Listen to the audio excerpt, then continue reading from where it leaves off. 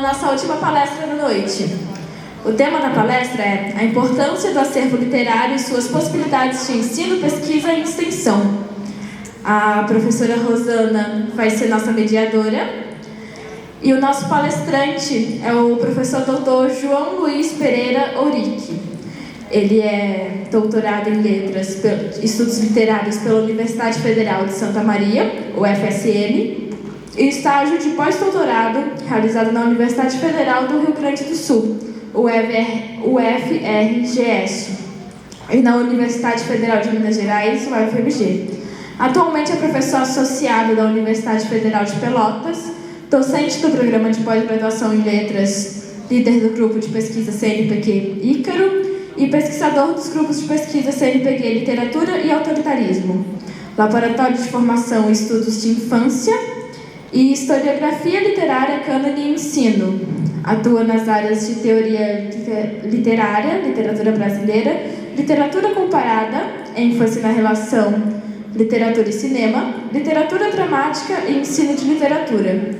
Dentre os temas recorrentes de discussão e pesquisa estão as relações entre regionalidade e regionalismo, a ideologia, a crítica ao autoritarismo, a formação cultural e a identidade na região do Prata.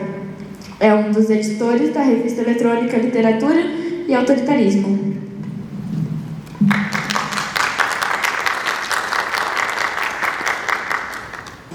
Também faz parte do projeto de pesquisa da Fundect, aqui de Mato Grosso do Sul, tá? Do qual participam professores daqui. O regionalismo, ainda nosso contemporâneo, tá? E o professor João Luiz também foi um dos organizadores, né, João, do acervo literário do escritor gaúcho Simões Lopes Neto, que fica na cidade de Pelotas, que é onde o professor João Luiz leciona, tá bem? Então, isso o João não coloca no currículo dele, mas também faz parte, tá? Obrigada, João. Palavras. Boa noite. Realmente é um privilégio me encontrar de novo aqui, depois de um hiato de 7 anos, né? Mas pandemias à parte, né? Vamos pensar que parece que é algo tão distante, mas ainda está muito presente, né, nas nossas vidas. Nós ainda estamos trabalhando, retrabalhando os nossos contatos, as nossas trocas. E nesse ponto eu gostaria de enfatizar que esta fala, ela não deve agregar algo muito novo para vocês.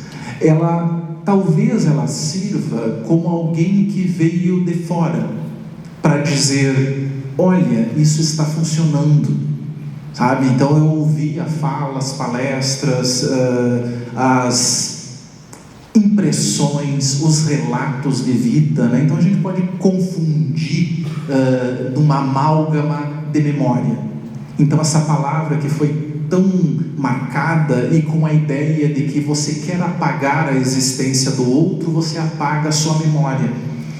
Ele deixa de existir como símbolo, significado.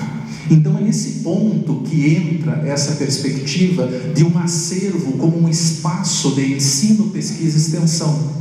Também vou comentar esse ponto, é o que eu pretendo, nesse caso, trazer algumas dessas reflexões na noite, né, de hoje. Também gostaria de fazer menção, né, o privilégio que eu tenho que pesquisadores que integram o grupo Ícaro, além da Rosana aqui, o André, o Wellington, e dizer que é um grande privilégio que façam parte, né, dessa discussão, dessas trocas e desses momentos.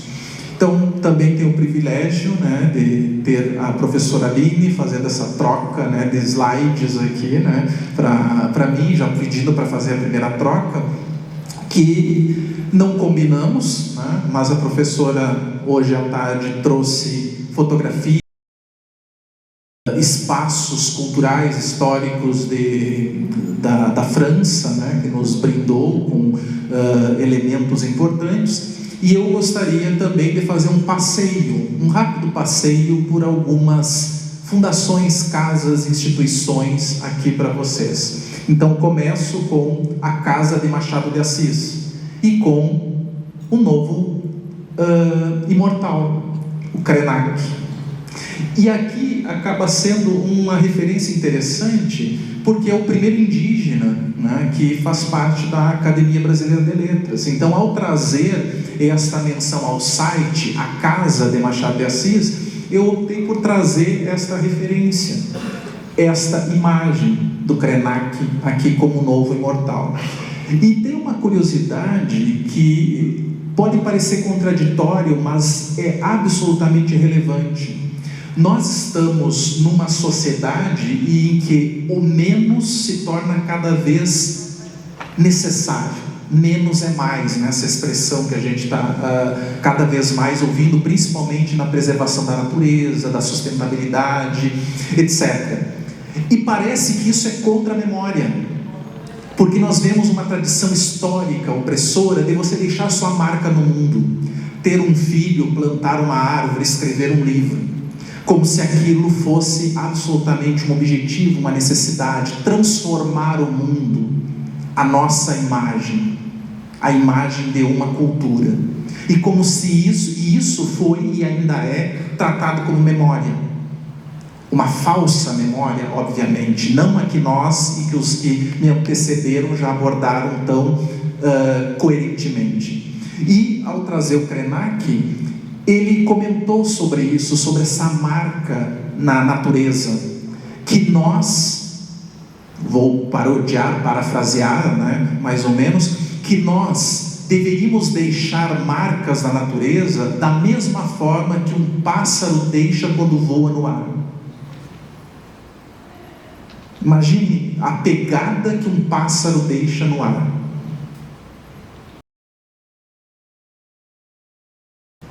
E isso parece ser algo que não deixa lembrança, que não tem memória. Mas a memória, ela não é apegada. A memória é essa filosofia, essa percepção, essa construção de vida. Então, a memória, ela existe além da marca, e muitas vezes da marca cruel, da marca que impõe a morte nos outros, que apaga a existência dos outros, como nós estamos vendo nos últimos anos, como nós estamos vendo num pleno século XXI, com menos, né, de 100 anos da Shoah, como a gente diz, do genocídio na época da Segunda Grande Guerra, estamos vendo novas situações terríveis, né, na humanidade. Aprendemos pouco. A nossa memória se torna uma memória performática, adaptada ao que a gente entende dela, e não uma memória viva. A falar um pouquinho, dialogar com as memórias. Por favor. Aqui, então, a gente começa a visualizar no site da academia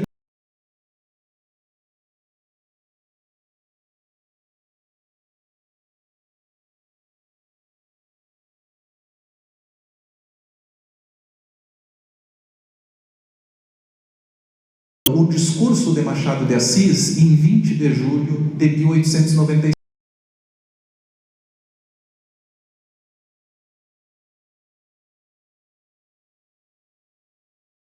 Prestes começar a Academia Brasileira de Letras pela consagração da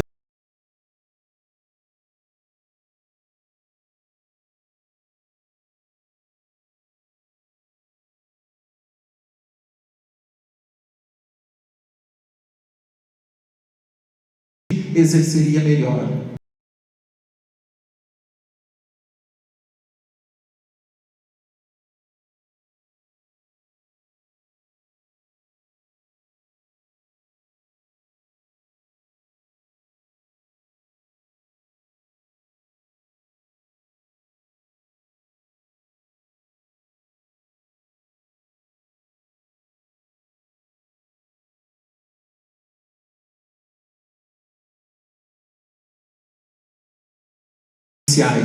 Para que eles o transmitam aos seus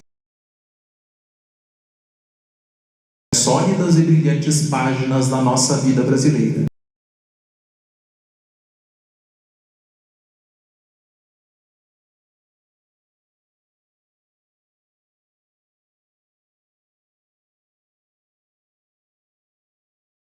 memória ser preservada, ser passada adiante, do que simplesmente ignorar a tradição como um todo.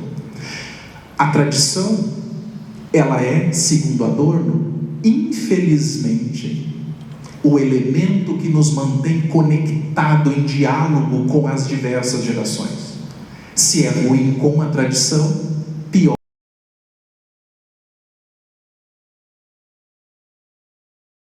Tem que dialogar com a tradição, não para se subjugar a ela, para aceitá-la em absoluto, mas ela tem que entendê-la como parte desse processo de troca. Aqui temos a Fundação Casa de Rui Barbosa. Então, estou fazendo um passeio nacional por aqui, né? E por que eu trouxe, eu escolhi alguns obviamente pelo seu apelo maior, como a Casa de Machado de Assis, mas a Casa Rui Barbosa, a Fundação Casa de Rui Barbosa, ela tem um aspecto importante para mim e reforça essa ideia de acervo. É um acervo enorme. E num determinado momento eu estava pesquisando e trabalhando com uma peça de Antônio Calado, mais precisamente a sua primeira peça, de 1951, O Fígado de Prometeu. Ao pesquisar, estava trabalhando com outras questões e me deparei com essa peça e comecei a pesquisar a fortuna crítica dela. O título dessa obra aparece em N trabalhos, mas ninguém estudou aquela peça. Eu vou escrever sobre ela, me interessei, li, escrevi, publiquei um trabalho, e até o momento é o único trabalho que tem sobre aquela obra. Então gosto muito disso, porque é raro nós sermos originais, sermos os primeiros a fazer sobre alguma coisa. Mas eu só pude fazer isso porque em 2010 foi lançado o Teatro Completo do Antônio Calado. E nesse teatro completo estava lá O Fígado de Prometeu, com uma nota que os originais manuscritos, ou melhor, datilografados, estavam na Fundação Casa Rui Barbosa. Então, era apenas uma notícia, a peça que foi encenada uma única vez e censurada, poderia ter sido destruída, poderia havermos apenas o título dessa peça, sem nenhum outro registro, mas o acervo salvou aquele registro. E aí um pesquisador resolveu editar o teatro completo. E aí um outro, lá no extremo sul do país, conhece, lê e escreve um ensaio sobre ele. Então, muitas vezes a gente não sabe como um acervo vai repercutir nas outras coisas. Mas a gente tem que pensar, e guardem isso, produzir para o futuro, produzir para além de nós. Há um ditado, né, que diz: quem planta tâmaras não come tâmaras. Se nós pensássemos apenas no que a gente tem de retorno, ninguém faria nada. E com essa definição do que foi falado anteriormente, eu aprendi a conhecer um pouquinho, né, a Maria da Glória nesse ponto, que ela plantou tâmaras. Muito bem, está ali, ela não está colhendo isso, mas tem algo, tem um potencial. Todos falaram aqui, eu não conheço, não conhecia, e agora estou conhecendo, né? E estou me aproximando disso, do próprio acervo, da própria ideia, e isso é vital, isso é fundamental. Então, não estou dizendo nada de novo para vocês, mas eu estou, não sei, acho que é muita pretensão da minha parte dizer que eu estou legitimando isso. Eu só dizendo, sou um visitante de fora que estou dizendo, me interessa, é isso mesmo, tem que fazer mais. Mas eu também tenho algumas experiências positivas e algumas outras nem tanto, que eu também vou partilhar um pouquinho com vocês. Não se preocupem que eu não vou me alongar tanto, né? Mas e gostaria também de deixar em aberto, que não é uma fala fechada. Então, se vocês se sentirem incomodados, uma curiosidade, levante a mão. Eu tenho a apresentação exatamente para não perder o fio da meada, né? Dá para conversar e voltar a ela, então fiquem à vontade. Se alguém ficou curioso com alguma coisa, por favor, pode perguntar a qualquer momento. Não é algo fechado. Por favor. A Fundação Casa de Jorge Amado, né? Então fiz uma breve seleção. Nos meus livros O Povo Ganha Sempre, então indiretamente eu acabei acertando, né? Quem trabalha com Jorge Amado aqui, né? Também a necessidade de fazer isso, né? De resgatar.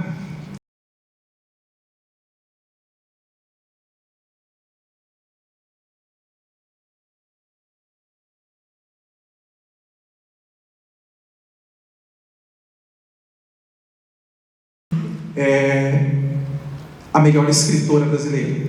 Então, Lígia Fagundes Telles, para mim, eu sou um grande fã da escritora, né? Então, se perguntarem qual é, não vou dizer maior escritora, e aí corro o risco de dizer o maior escritor, a melhor produção literária em língua portuguesa,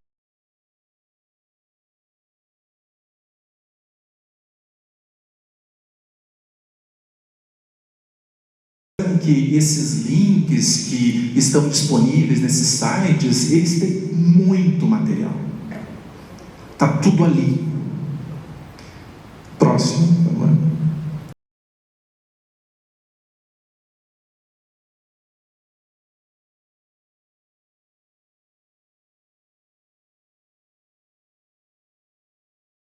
Ela esteve também em Rio Grande e em Pelotas, uma exposição muito interessante, e inclusive a máquina de escrever, né, do Paulo Leminski é exibida lá com a última folha, a última parte datilografada.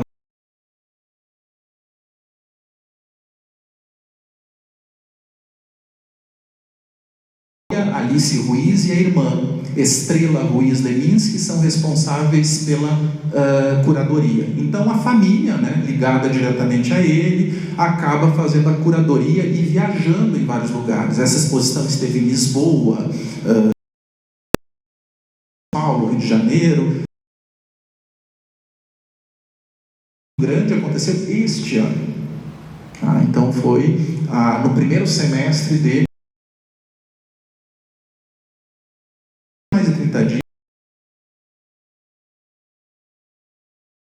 do Rio Grande, e a gente podia acessar, ver banners, produções, materiais.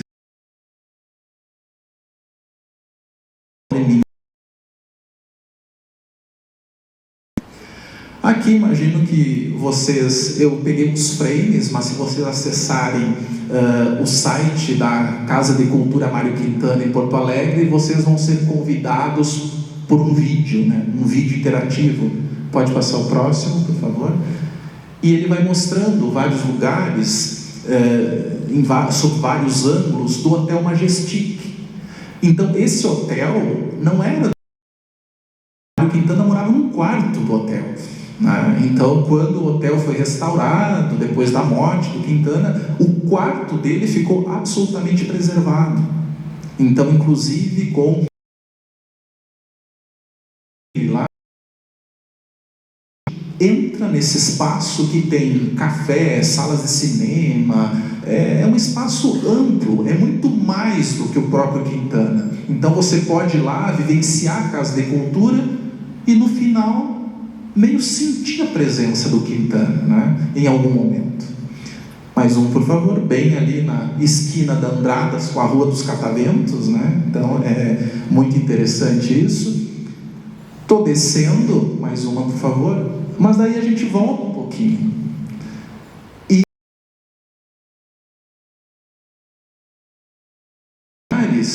são meio manuelistas também, né? Então os manuelismos e os quintanares, e eles têm mais uma coisa em comum, como vocês podem observar ali, acho que vocês conhecem, né? O espaço aqui, né, em Campo Grande, mas tem um nome ali muito interessante. Além de cantores, compositores, escritores, como Nassar, Miyakoto,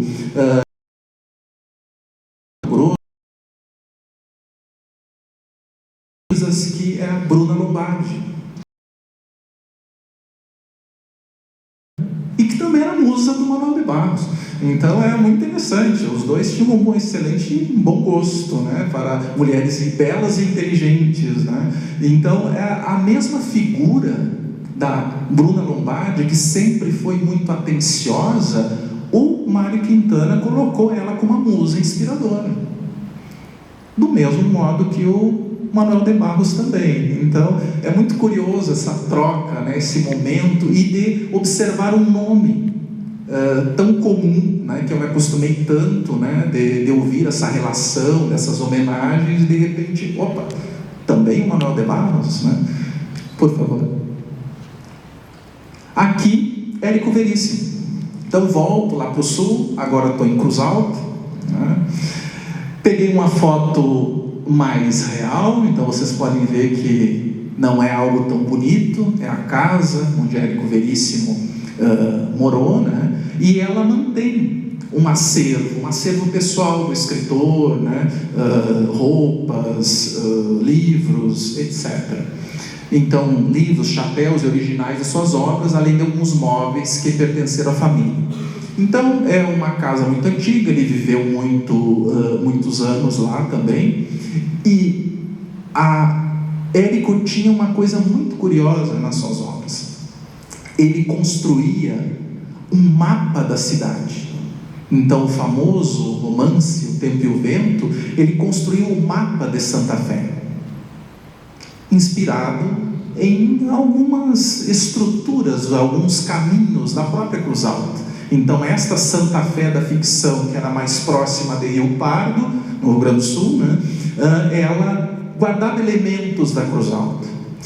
E uma época, a municipalidade, a prefeitura, a iniciativa privada, fez vários prédios que começaram a receber nomes das personagens do Érico Veríssimo, como o Capitão Rodrigo, Ana Terra, etc. Mas era mais uma iniciativa assim, de construção de prédios, não era uma preservação de uma memória do escritor, de fato. Então, estou trazendo isso para mostrar que a gente preserva, às vezes, mais ou menos. Por favor. E talvez conheçam esta figura. Ao mesmo tempo que eu tenho uma grande admiração por Lígia, este rapaz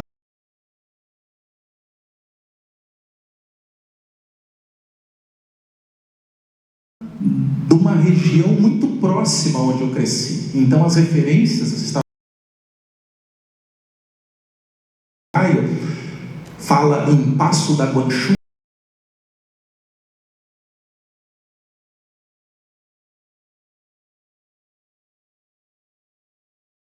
Lato Panciretã com Santiago. Então, eu conheço essa região. Eu sei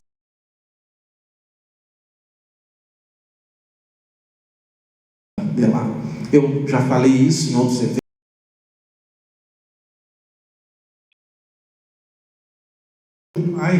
Já falecido, né?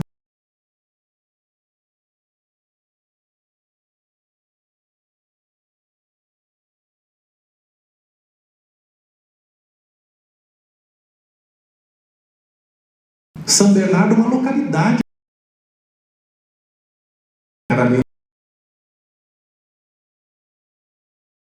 mesma atitude o Caio utilizou. Ele quis quebrar o vínculo com a cidade de Santiago e criar uma cidade fictícia a partir das experiências afetivas. Então ele criou o Passo da Guanchu. Mas vamos mais, essa aqui só um minutinho. Essa é a casa onde ele viveu, essa fotografia do ano da sua morte, de 1996. A casa onde ele viveu em Porto Alegre. Não em Santiago, ele saiu com 14 anos, né, de Santiago, apesar de não ter vínculos, mas a vida dele foi no Rio de Janeiro, São Paulo e mais nos últimos anos, né, em Porto Alegre. A próxima.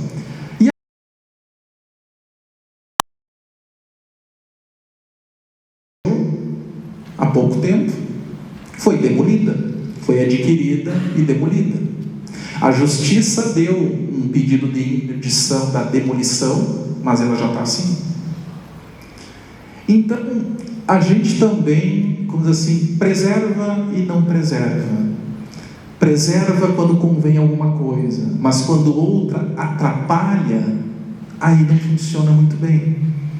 Então, preservar algo, criar um acervo, estabelecer algo, é um compromisso muito maior do que a gente pode pensar assim: só os pesquisadores, o professor de uma universidade vai lá e faz e registra.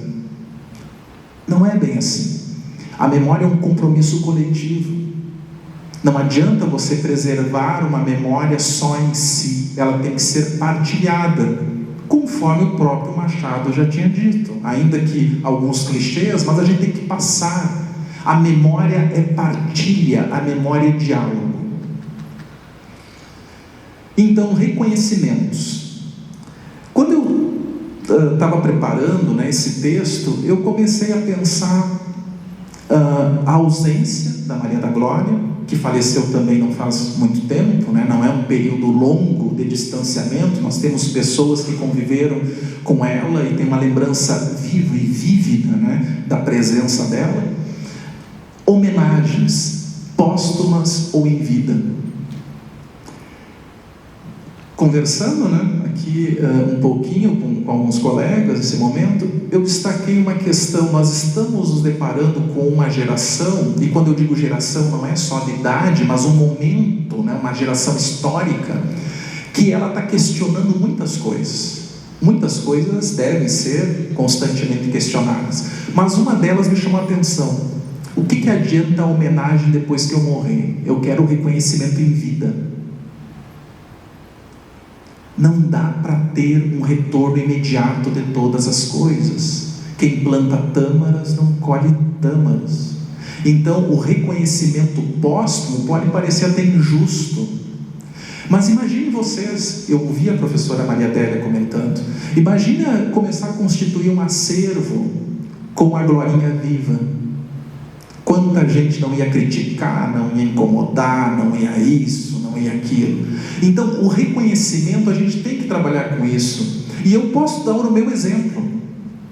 Eu estou tendo hoje, como já tive em outros momentos, um maior reconhecimento que eu poderia ter. Alguém pagou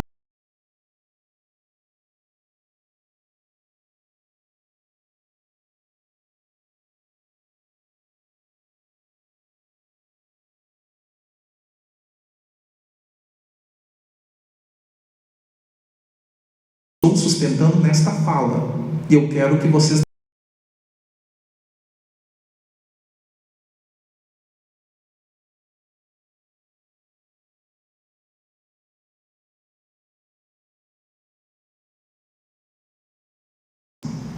se eu estou imerso, tudo que eu produzo tem que ter um retorno imediato.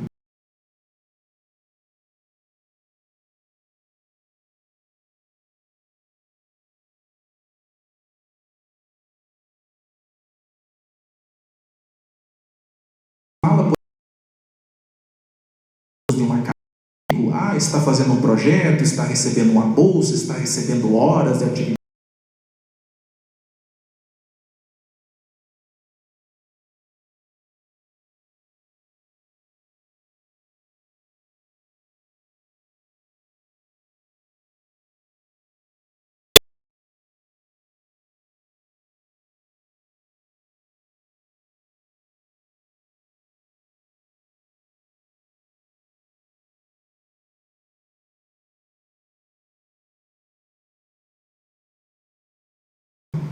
É isso, não tem pontuação nenhuma, eu não precisaria ter feito, não ganhei nada.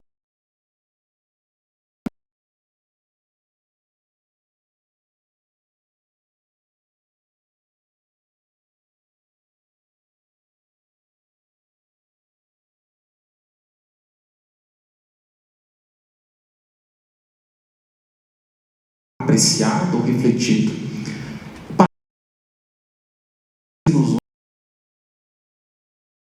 Quando falamos, nós temos esse mesmo problema da memória, porque patrimônio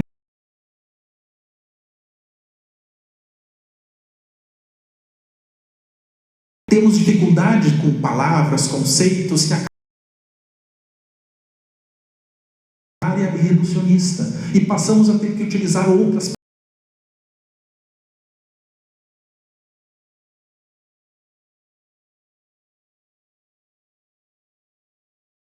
toda vez que alguém falar em patrimônio, tem que dizer do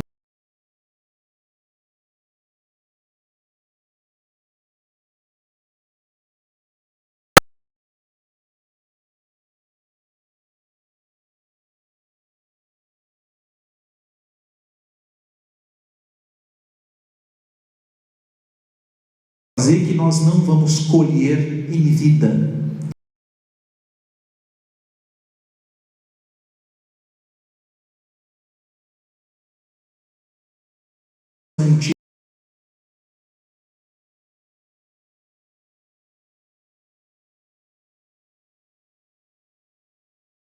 Eu pesquisando um acervo que está lá digitalizado. Ele acontece indo nos lugares, conversando com as pessoas, uma troca mais plena, para que a gente possa inclusive fazer esse mesmo diálogo quando tem ausência, quando temos apenas o livro.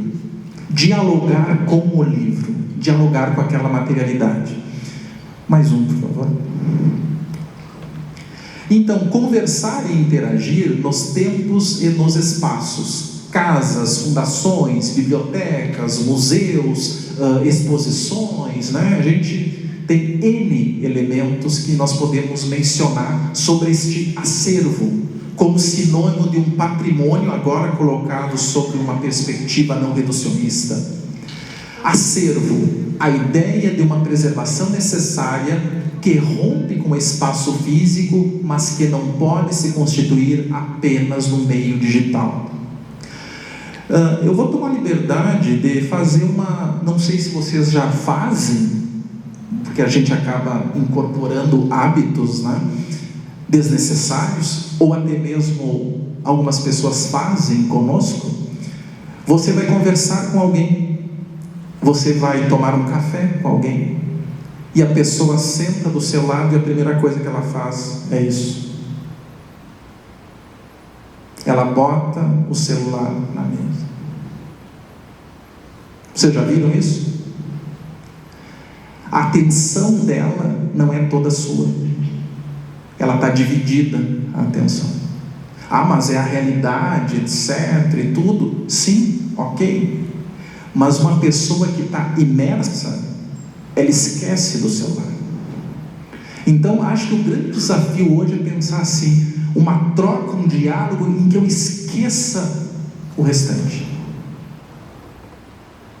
Eu não sei se é possível, mas eu ia ficar tão fascinado com a pessoa que chega, olha, conversa e esquece que tem outra coisa para fazer. Ela está te ouvindo, ela está conversando contigo. E o acervo faz isso. O espaço criado, ele não está dividido com outras atenções. Tive a oportunidade de conhecer, né, a sala, um brilhante trabalho, e você se sente levado, você não sente vontade de pegar o celular, talvez como uma ferramenta para tirar uma foto, mas não para conversar com alguém, não para atender uma ligação de outra pessoa, não para mandar uma mensagem naquele momento. Então também não sou avesso, né, obviamente, a ferramenta, mas estou dizendo a atitude. Você não está disponível. E a ilusão de nós constituirmos acervos apenas no meio digital. Mais um, por favor. Aqui, o Instituto João Simões Lopes Neto, este é o site oficial, o primeiro site, e que tem essa informação.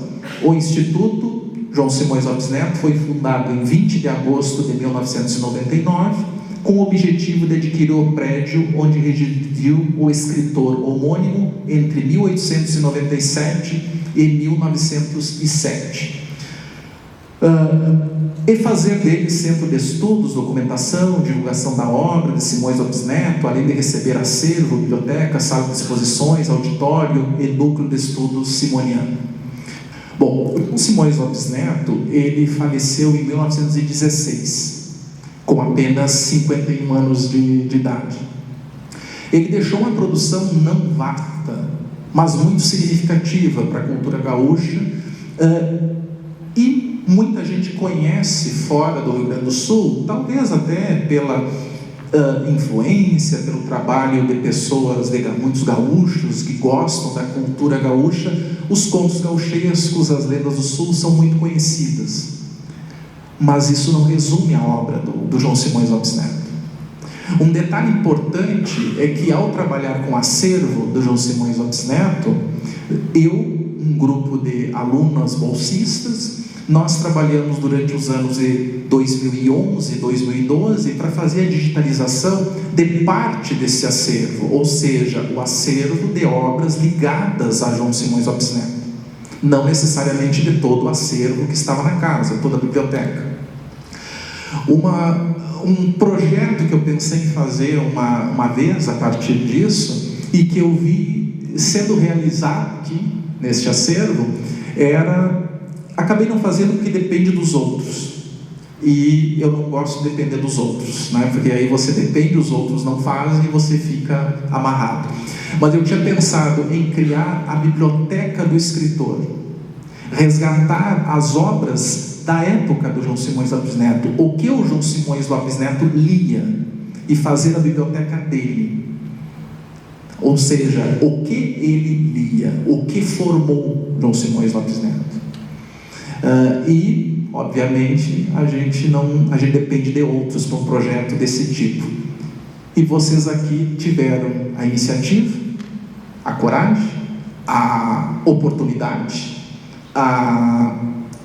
sentiram a necessidade de fazê-lo, e temos lá, né, uma escrivaninha, uma cadeira e a biblioteca da Glorinha para entender o que ela lia, o que ela fazia, como que ela estudava. Isso é fantástico. Então imagine você ser transportado para uma biblioteca e pensar: mas esse autor, ele não leu as referências que vieram depois dele, obviamente. Ele conseguiu produzir coisas ainda sem ter as referências que nós temos. Então ele conseguiu atalhos, ele conseguiu pensar à frente do seu tempo. João Simões Lopes Neto foi um homem à frente do seu tempo, mas ele está aquém do nosso. Ele não chegou no século XXI. A mentalidade dele é do homem do início do século XX. Então ele está à frente do seu tempo, mas ele não chegou ao nosso tempo. Então a gente também tem que mediar. Um acervo é para fazer diálogo, e nem sempre diálogos bons.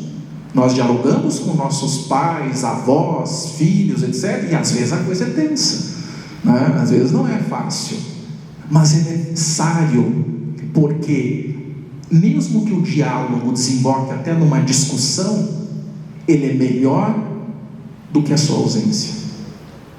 Aí eu lembro da parábola das sereias de Kafka. Não sei se vocês conhecem essa referência. Conhecem? O Kafka, ele recupera o clássico, né, de Homero, a Odisseia, só que ele reinterpreta a passagem das sereias. Ele comenta que Ulisses, ou Eucomiro, ele não apenas pede para ser amarrado ao mastro como na obra original. Ele tampa os próprios ouvidos com cera e pede para ser acorrentado ao mastro. As sereias, vendo essa determinação, afinal, ele não quer ouvir, ele quer cumprir um objetivo, elas não cantam e deixam passar. Ulisses passa, a história se desenrola, ele chega a Ítaca, mas depois de ter voltado à sua convivência com Penélope, Telêmaco, mulher e filho, ele todos os dias ele vai à praia e fica olhando para o mar. Até que um belo dia, eu estou parafraseando Kafka aqui, ele pega o barco e vai em direção às sereias. E Kafka termina com essa brilhante reflexão: é possível que alguém tenha sobrevivido ao câncer?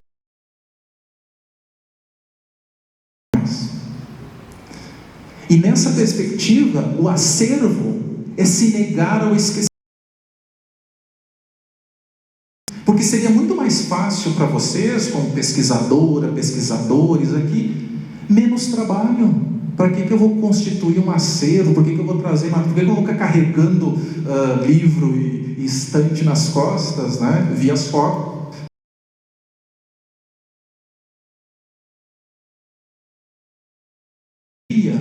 Se eu posso silenciar.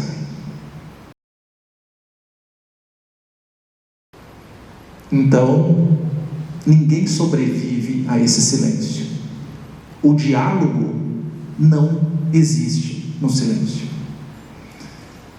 O próximo, por favor. Com este, eu gostaria de destacar, aqui temos o meio digital também tem suas ruínas. Aqui,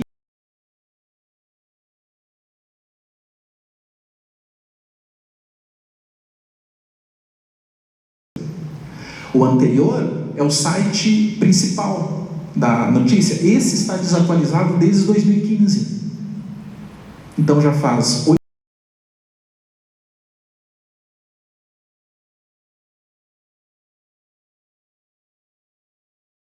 mostrando que mesmo no meio digital constituímos ruínas. E esse talvez seja o meu alerta para vocês que vão começar com esse trabalho de transformar ruínas necessário para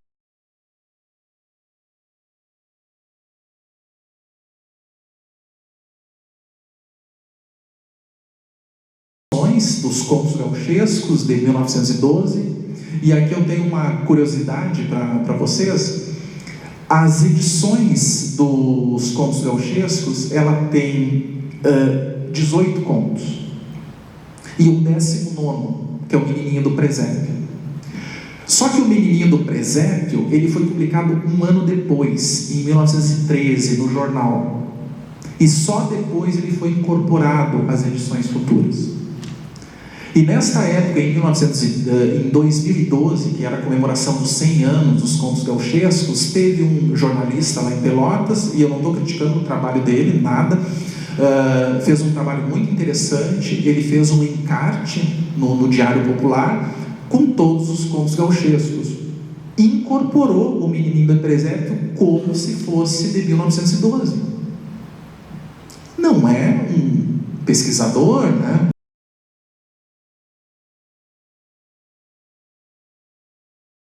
Foi curioso que ele foi premiado por esse trabalho. Então ele publicou algo errado, né, vamos dizer assim, e tudo, e acabou sendo premiado por esse trabalho. Está errado. Vai perpetuando. Para quem leu os contos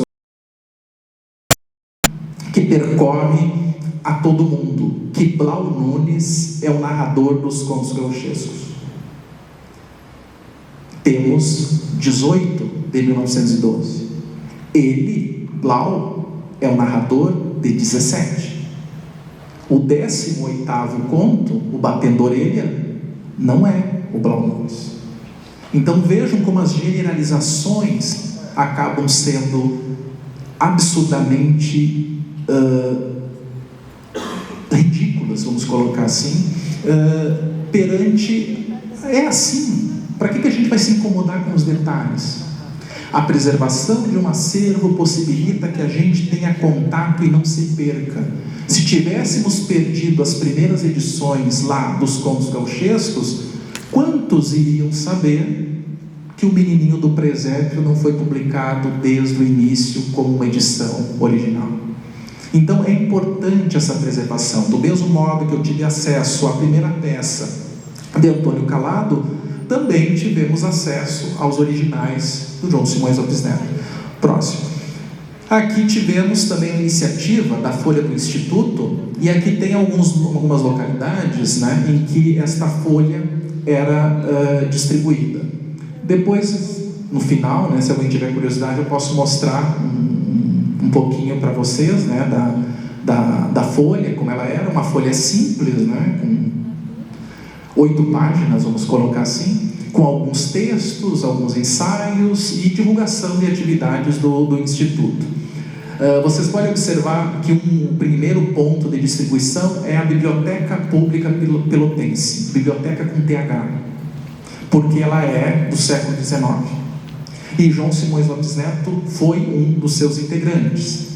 Trabalhou, foi da diretoria, da biblioteca, etc.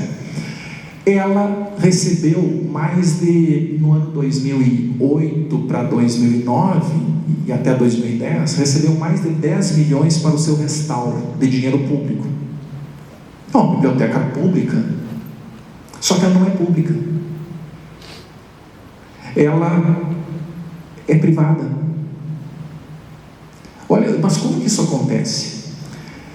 Porto Alegre, quando teve a República, era a capital da província, capital do estado. Então, a biblioteca do Rio Grande do Sul, ela foi incorporada ao patrimônio público. Mas as cidades centenárias, ou quase bicentenárias, como o caso de Rio Grande e Pelotas, as suas bibliotecas eram do tempo do Império. E a relação do Império com o público e privado era diferente. Tudo o que era público, vamos dizer assim, na concepção da República, pertencia à coroa. Na época do Império, o que era público é o que era feito pela comunidade. É a ideia que a gente tem de privado hoje. Então, uma comunidade se une lá e constrói uma ponte, aquela ponte é pública, porque foi feita pelo público. Se o rei fosse lá e construísse, o imperador construísse uma ponte, ela seria a ponte da coroa. Ela não era pública. Não sei se vocês guardam essa imagem que lá no Rio Grande do Sul a gente tem, principalmente em estradas do interior. Quando falam nessas estradas rurais, dizem a estrada real. Não sei se vocês já ouviram isso. A estrada real, que é a estrada principal, que liga um município ao outro, e daí tem as estradas secundárias. A estrada real, ela é a estrada pública feita pela coroa. Então a biblioteca pública pelotense era uma associação privada. E quando foi instituída a República, como Pelotas não era capital, né, passou batido. Então ela ficou pública só no nome. Ela é uma associação privada, o acervo pertence a ela. Então nós temos essas incongruências também históricas que acaba sendo importante a manutenção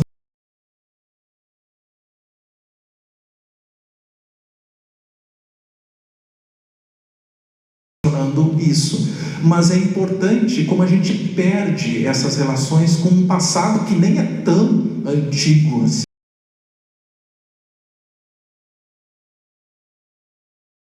O próximo, por favor.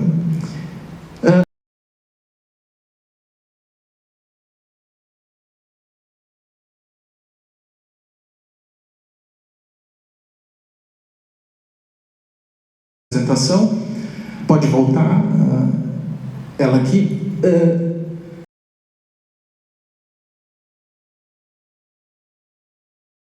Comemoração dos 100 anos dos contos gauchescos, e que resultou em uma edição comemorativa da revista Caderno de Letras, em que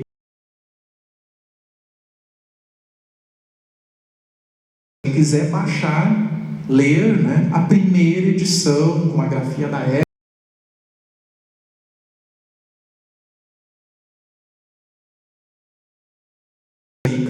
que eu lidero. Porque o próprio Instituto não colocou esse material que nós digitalizamos no site. Esse material está lá, você tem que ir lá. Tem até o computador, você pode copiar, não tem nenhum problema. Mas ele não colocou no próprio site. Então ele não tem como nos acervos anteriores um material disponibilizado, aberto, de fácil acesso. É uma tentativa de manter um controle, né, do seu acervo, né? O acervo me pertence, eu tento manter uma certa apropriação. Isso que, mais uma vez, eu não vi.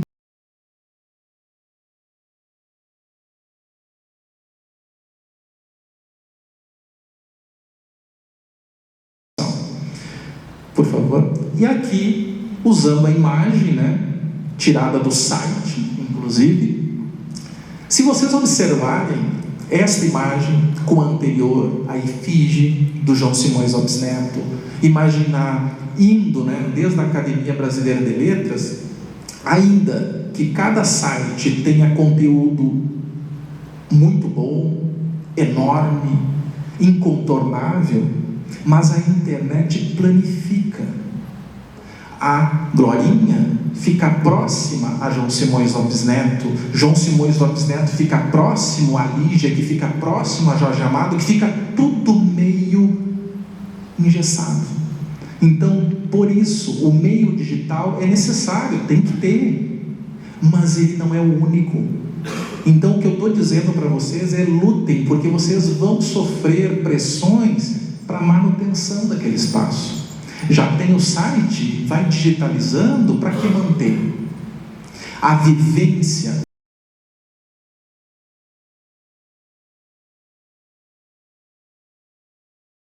ruim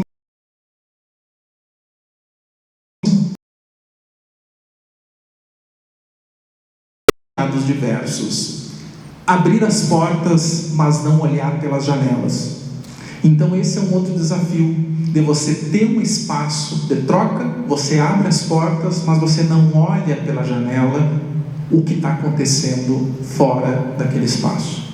Então, a permanência de um acervo como sinônimo de diálogo, ele não deve estar fechado em si mesmo. E isso é um grande problema. Em todos os lugares, mesmo em pontos turísticos, né, que recebem um grande fluxo de pessoas, como é o Memorial Jorge Amado, né, no centro histórico, no Pelourinho, ou mesmo a Casa do Rio Vermelho, né, tivemos a oportunidade por ocasião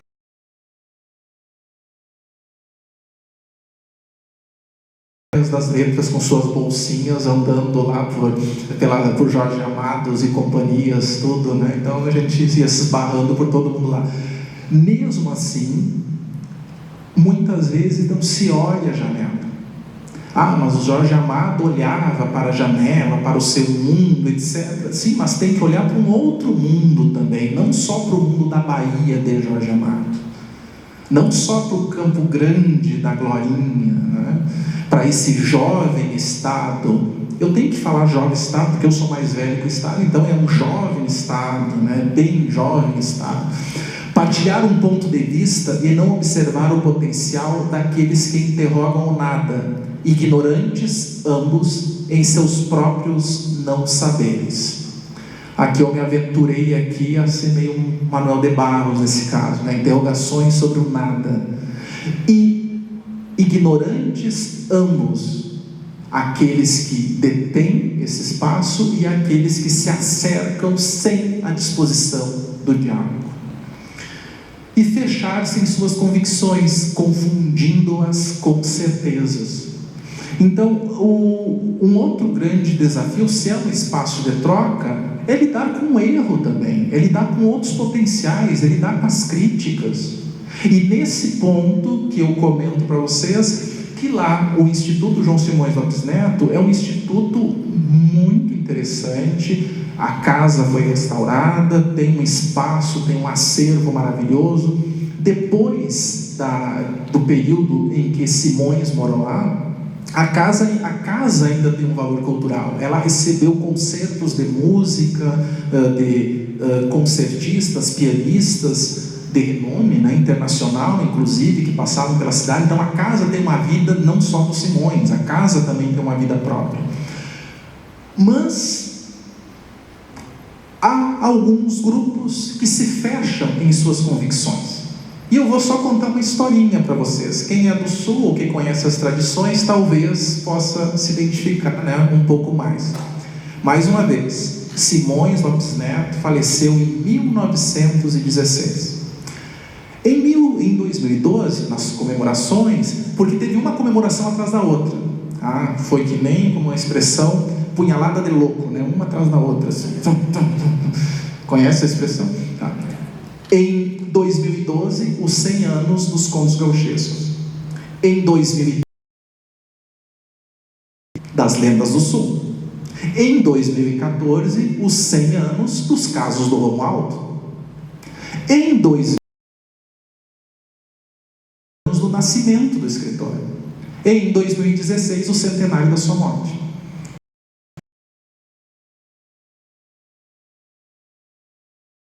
E eu não me lembro exatamente o ano, mas era ali entre 12 e 13, que eu ainda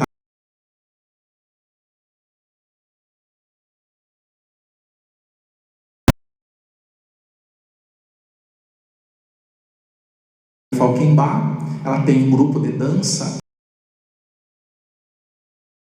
contemporânea, e ela fez um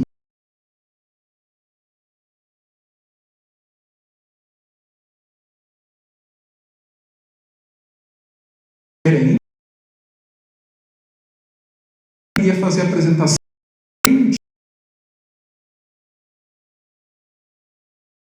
um auditório pequeno para aproximadamente umas 70 pessoas, mas muito bem montado.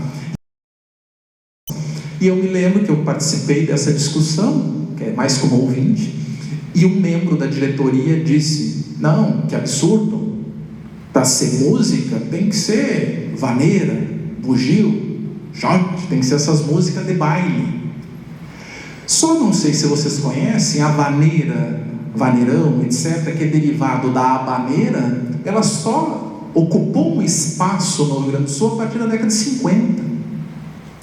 O bugio, que é um ritmo musical, né, inspirado no ronco do animal, né, nas árvores, ela foi criada pelo gaiteiro Tio Bilia na década de 60. O que o Simões ouvia? Valsas, polcas, músicas da época. Talvez uma valsa muito conhecida, La Valse Brune, que era uma valsa de maior sucesso, se não me engano, na Europa e no Brasil também, em 1910 aproximadamente, e que o próprio Simões se apropriou dessa sonoridade e escreveu um pequeno entrenê, a Valsa Branca, né, que é um casal de velhinhos no fim da vida, com a valsa de fundo, que é a sua última peça, 1914. Então, o Simões, ele ouvia as músicas da sua época. Também, nesse período, em 1912, se comemorava os 100 anos da cidade de Pelotas. E teve um passeio ciclístico na cidade. Quem é que organizou o passeio ciclístico? João Simões Lopes Neto. Então era engraçado aquele João Simões Lopes Neto, do gaúcho, dos contos gauchescos, parece só estar andando a cavalo, sai de lá da sua casa e vai pegar uma bicicletinha para andar pelo centro da cidade. Ele não via diferença. O Simões enxergava a tradição do Rio Grande do Sul como os uruguaios enxergam, como os argentinos enxergam. Quando você conversa, por exemplo, na Argentina e pergunta: tu és um gaúcho? Muitas vezes um argentino: não, gaúcho foi meu abuelo. Eles associam a ideia do gaúcho estar ligado ao trabalho, à lida campeira. No Rio Grande do Sul é que tem essa coisa que, independente de onde você está, né, esse gentílico, esse sentimento de pertença. Mas achei muito curioso esse fechar-se nas suas convicções. Então, eu sei que eu estou apenas contando os problemas de lá e não vi nada que se aproxime sequer disso, mas nem sempre serão as mesmas pessoas. As coisas vão se renovando, estamos jogando para o futuro e talvez estabelecer um diálogo desde agora para que os próximos que vão comer as tâmaras que estamos plantando agora não se fechem em suas convicções e entendam os acervos, né, os espaços culturais como essas trocas. Por favor.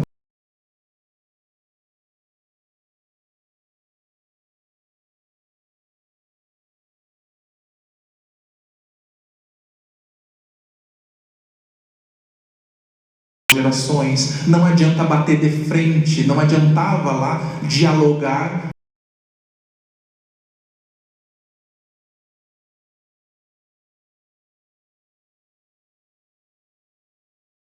Dialogar com isso, contentar. Os colegas ali, o próprio presidente na época do Instituto Pensamos, foi fazer uma apresentação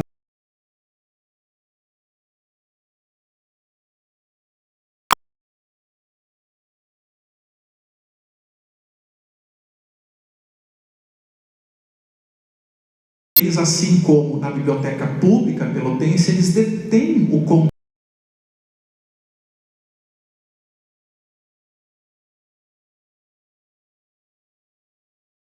Existe o diálogo também, essa troca. É muito importante esse.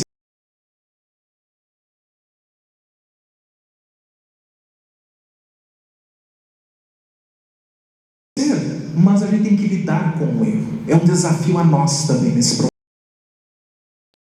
Os princípios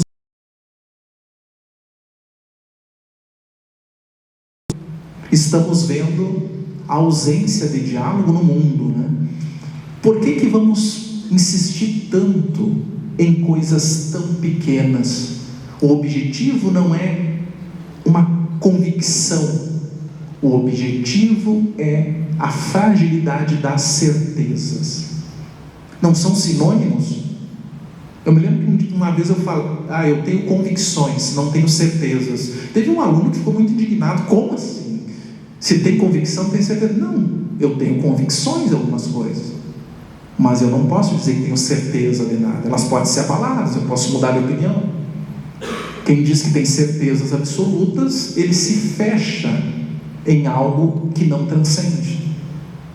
E eu imagino, ouvindo, aprendendo com todos vocês hoje, né, que a Glorinha não trazia essas certezas fechadas.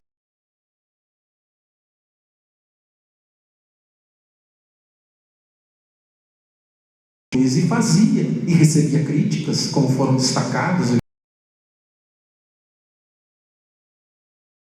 Que não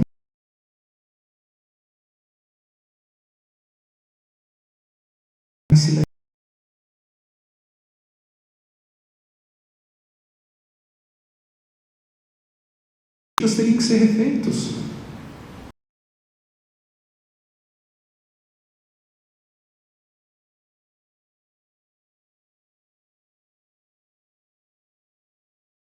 Conexões perdidas.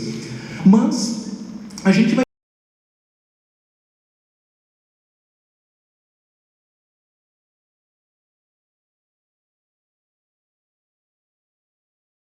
formação cultural e humana em que o trabalho realizado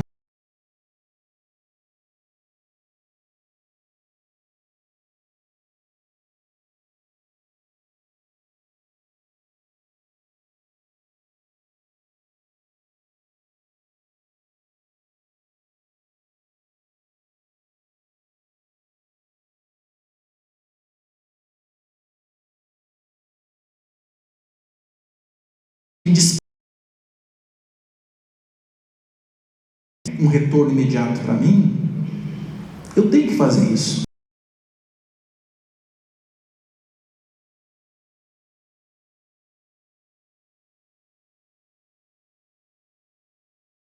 Digitalização do acervo.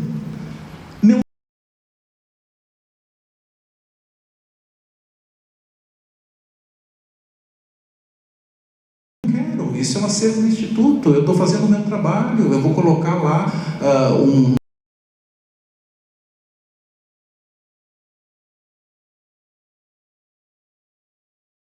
Não quero ser o que fez aquilo, é o acervo do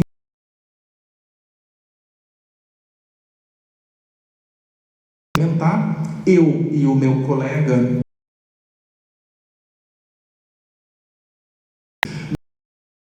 digitalizar os originais, os manuscritos originais de todas as peças teatrais do João Simões Lopes Neto.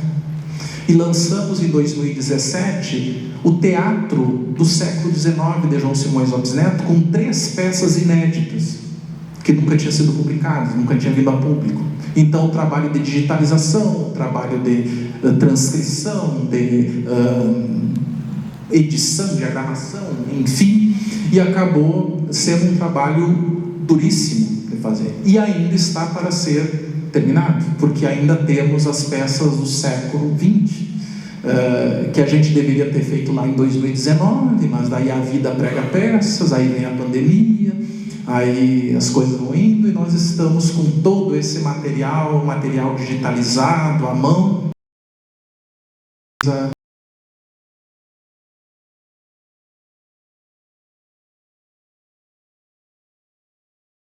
Digo, não. Quando algumas pessoas pela minha carreira, pela minha vida, acabam fazendo um pedido, eu apago tudo. Então a Rosana, que está aqui, dá o privilégio de estar mais uma vez do lado dela, diz, você vai lá? Você quer que eu vá? Quero, vou. Deixa o resto para depois. Então, esse também é um compromisso que a gente vai criando estratégias. Por que eu estou falando isso? Porque vocês falaram isso da Glorinha, a relação que tem com ela, o compromisso que tiveram com ela. Devendo ser remunerado, botei ali em itálico essa remuneração, e reconhecido na medida certa, né? Mas não apenas a partir de uma quantificação, também financeiramente, mas não só quantificado financeiramente. Aqui tem uma citação longa, mas eu acho importante. É a única citação teórica, e eu sei que ela foi tratada aqui, a ideia de progresso, né? Nós temos uma noção de progresso linear, quando a gente, acho que todos estão acostumados, aprendemos assim com aquela linha, né? AC, BC, antes de Cristo, depois de Cristo, ou mais recentemente, né? Antes da Era Comum, depois da Era Comum, né? A gente já vê tirando a questão religiosa, né? Mas nós temos pelo menos 4 calendários diferentes, né? O gregoriano, o cristão, o calendário judaico, o chinês, que mais?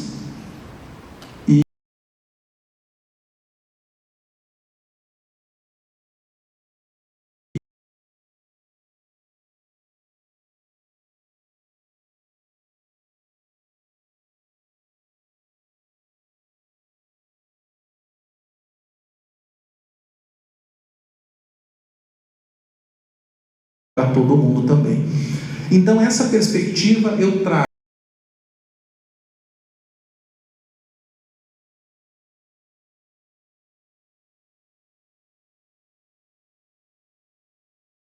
isso que está no livro Palavras e Sinais.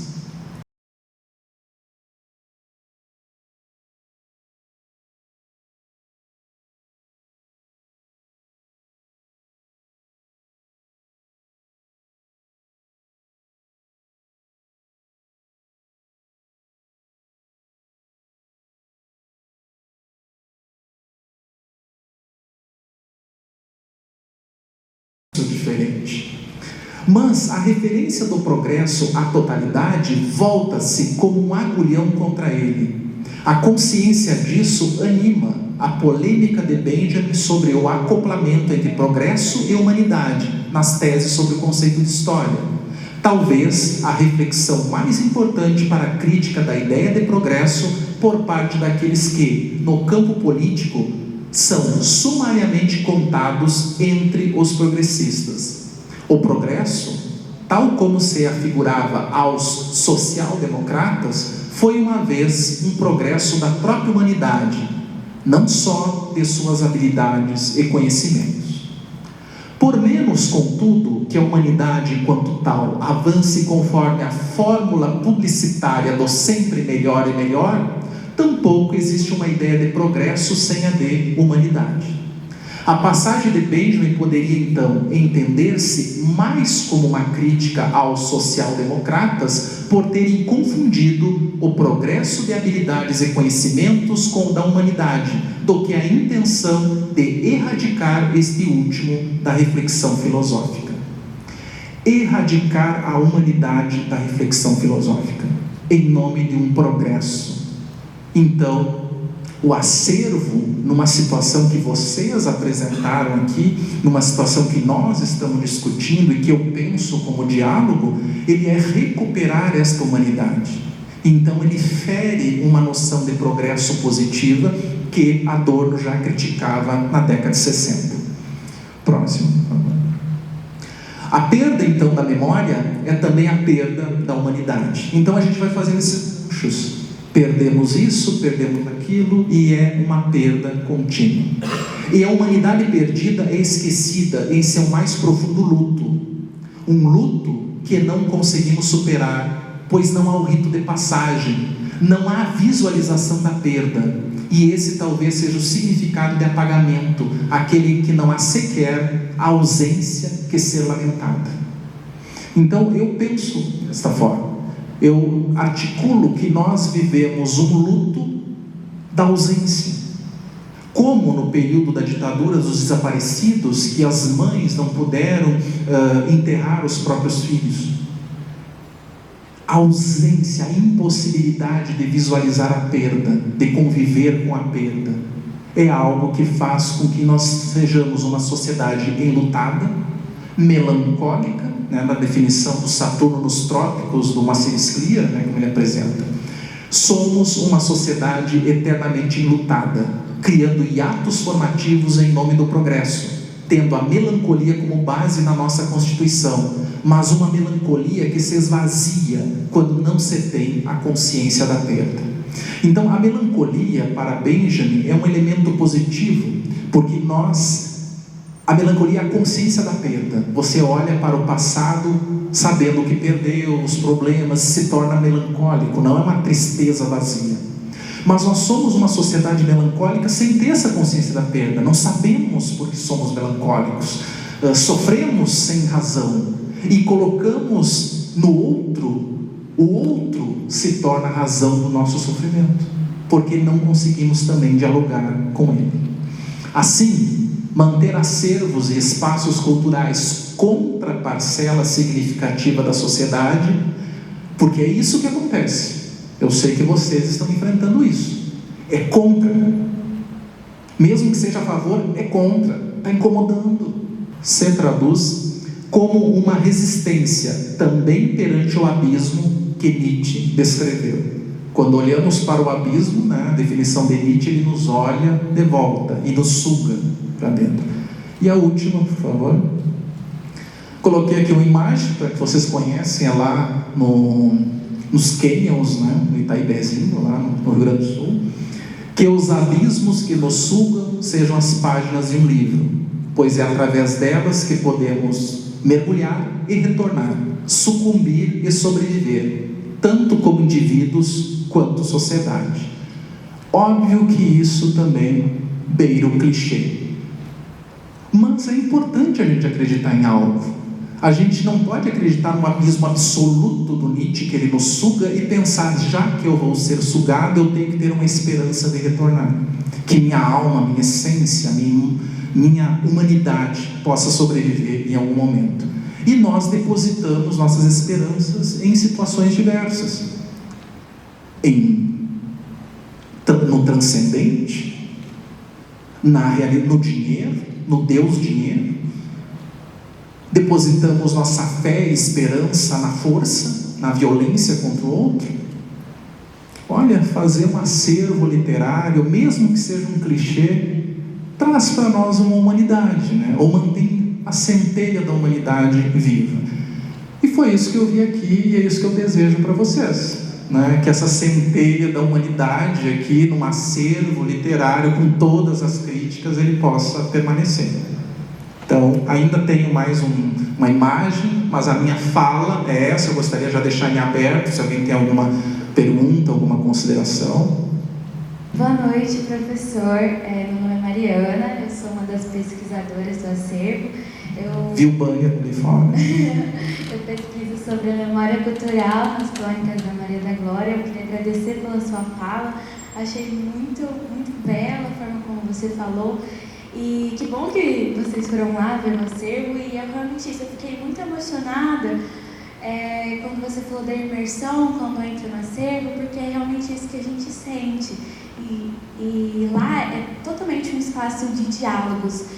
Nos slides que você preparou, eu percebi muito isso. E a gente, além de pesquisar sobre a Glorinha, sobre as obras dela, a gente também usa um referencial teórico, que é o Bakhtin. E a gente fala bastante sobre os discursos, sobre os gêneros, e lá, quando a gente entra, são vários diálogos, são vários, e foi falado durante o colóquio sobre a multifacetada, sobre as várias Glorinhas, né? Que lá tem a Glorinha professora, você vê mais a Glorinha, assim, os prêmios, os títulos dela, né? Mas se você for ali na foto, a Glorinha viajante, a Glorinha mãe. Nós comentamos que tem que colocar uma rede, né? Foi mencionada a rede, né? Tem que colocar a rede lá da Glorinha lá para ficar mais intimista. Pois é, fazendo uma relação com a sua fala, eu sinto realmente isso não é bem uma dúvida, nem é mais uma consideração mesmo. Queria agradecer, porque eu fiquei muito tocada com isso. E quando a gente estuda sobre a Glorinha, estuda sobre o que ela escreve, tudo é motivo para escrever para ela, né? Tudo ela quer registrar. E sobre o patrimônio também, eu achei muito profunda a sua fala, muito interessante, porque ela realmente, ela sabia o que ela queria, né? Ela era uma pessoa que ela sabia que devia guardar e que aquilo deveria ser conservado, né? Então, muito obrigada pela sua presença e essa consideração que eu queria fazer. Obrigado por isso, e eu percebi uma coisa, que eu não estou desmerecendo o trabalho de ninguém, né? Não estou brincando, estou só brincando com isso, mas ela facilitou o trabalho de você, né? Deixou muita coisa organizada, né? A mulher era organizada, né? Tudo detalhado e tudo. Então, é também interessante ver isso como uma pessoa, ela sabia que ela não ia ver um acervo para ela. Ela estava construindo a sua memória, ela estava fazendo o seu currículo, vamos dizer assim, o seu histórico, mantendo suas lembranças, mantendo seus álbuns, todas as coisas que lhe eram caras, só que com quase que toque, né, de pesquisadora, né? Tudo bem detalhado, organizado, e isso facilita muito essa parte do acesso. No caso do João Simões Lopes Neto, só aproveitando o teu gancho e complementando, a casa foi adquirida em 1999, mas demorou até 2010 para conseguir ter o material, os livros, os Simões, cartas, etc. e tudo, para poder começar a montar o acervo mesmo e fazer a digitalização. Porque teve até uma referência da mala do Jorge Amado, né, que foi deixada para trás, e vocês, se acessarem o site do Instituto, vocês vão ver várias referências que os simonianos gostam muito de falar, da Casa do Capitão. Porque o Simões, ele era um tenente da Força Nacional na época da Revolução Federalista, em 1893. Em 1894, ele pede dispensa para fazer seu trabalho, para começar a fazer seus empreendedorismos, né? Porque ele não queria entrar numa luta naquele momento, e se vocês conhecem bem a referência histórica, é a Guerra da Degola, né? Então, maragatos e chimangos degolavam, a gravata colorada era o nome da degola, né, nos tempos da Revolução. E ele se afastou dessa luta. E aí ele acaba vendendo, né, sua herança, seus campos, ele vai para o Rio de Janeiro para estudar, mas volta sem um diploma, ele não sabe muito bem o que ele está fazendo, né, um hiato na vida dele, e ele acaba sendo um capitão, né, reformado como capitão.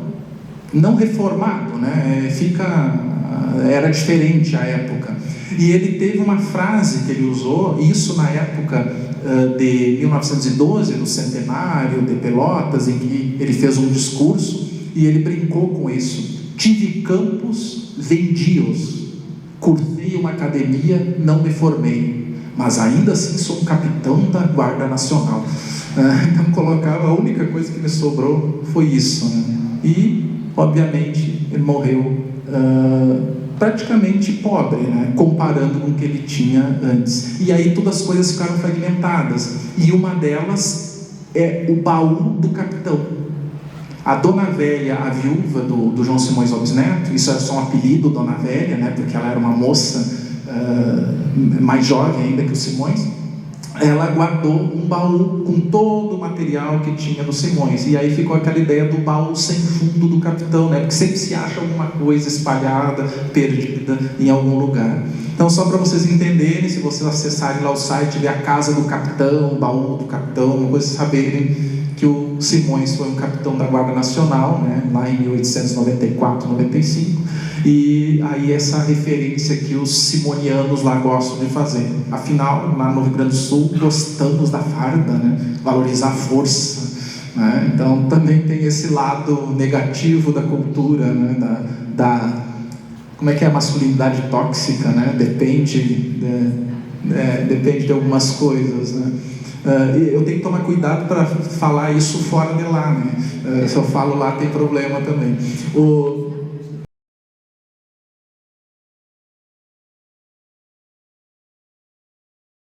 Já ficamos mais fracos, né, fora de casa, então a gente não...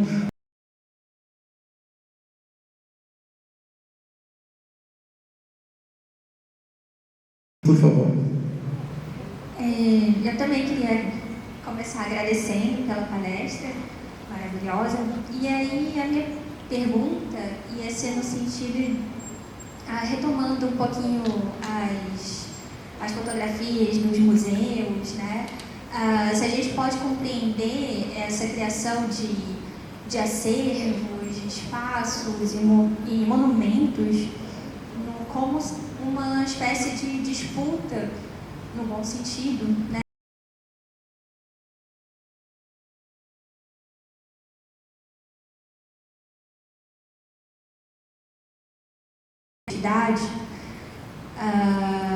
Pensando que, né, no final da palestra, o senhor falou sobre a perda da memória, por exemplo, né, na ditadura militar, né, as mães que perderam as mães. E essas memórias, né, são perdidas e são roubadas simultaneamente. Né? Há um hiato de um lado, mas há construção de outro.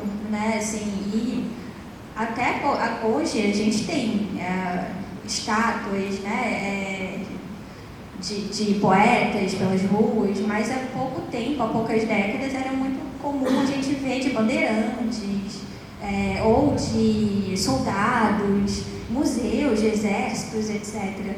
Né, nomes de ruas, né, Costa Silva, pelo Brasil inteiro.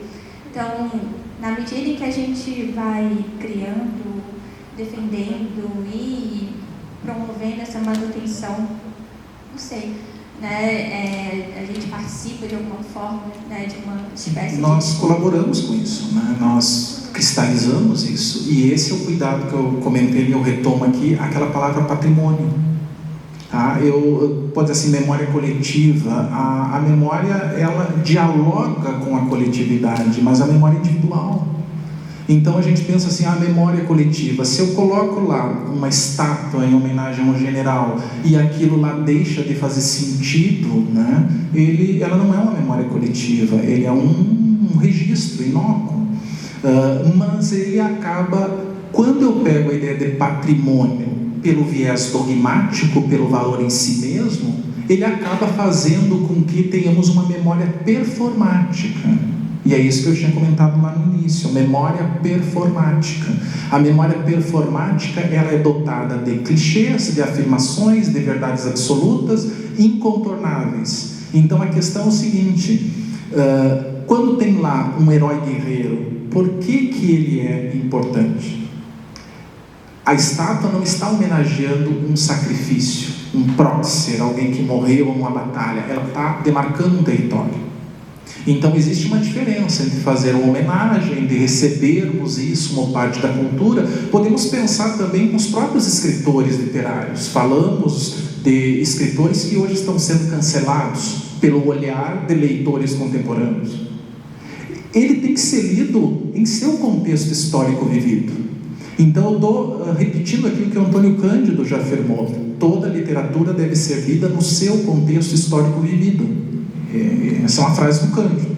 Mas toda vez que eu comento isso, eu me sinto obrigado de acrescentar um plural. Todas as obras de arte devem ser lidas nos seus contextos históricos vividos, porque nós também somos um contexto vivido que está lendo isso. E nós estamos aceitando ou questionando esses dogmas que os monumentos trazem. Como Benjamin já diz, não há um monumento à cultura que não seja um monumento à barbárie. E aí a gente ter essa consciência, ele se torna menos importante. A memória coletiva, ela não é acessada de forma impositiva. Isso é uma memória performática, dogmática, assimilada. A memória viva é aquela que é refletida, dialogada, construída. Então pensarmos no diálogo com um indivíduo. Então um acervo, ele possibilita o contato com uma pessoa. E se um acervo, ele acaba virando digital, virando internet, ele fica planificado. Então a nossa memória individual, eu vou recuperar Adorno para ficar um pouquinho mais claro, quando ele fala no discurso sobre lírica e sociedade. No discurso sobre lírica e sociedade, ele comenta o seguinte aspecto.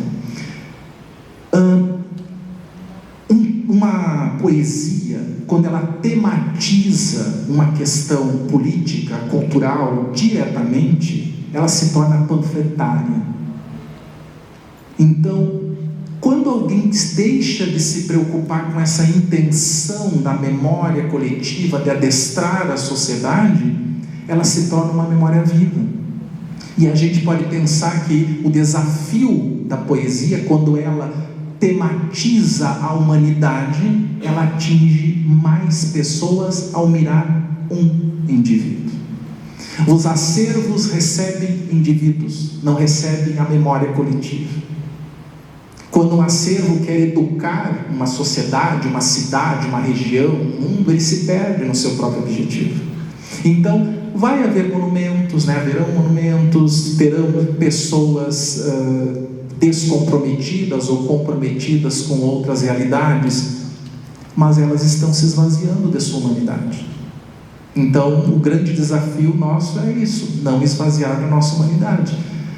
Mas se a gente está falando isso, é porque, infelizmente, a maior parte do mundo é um vazio.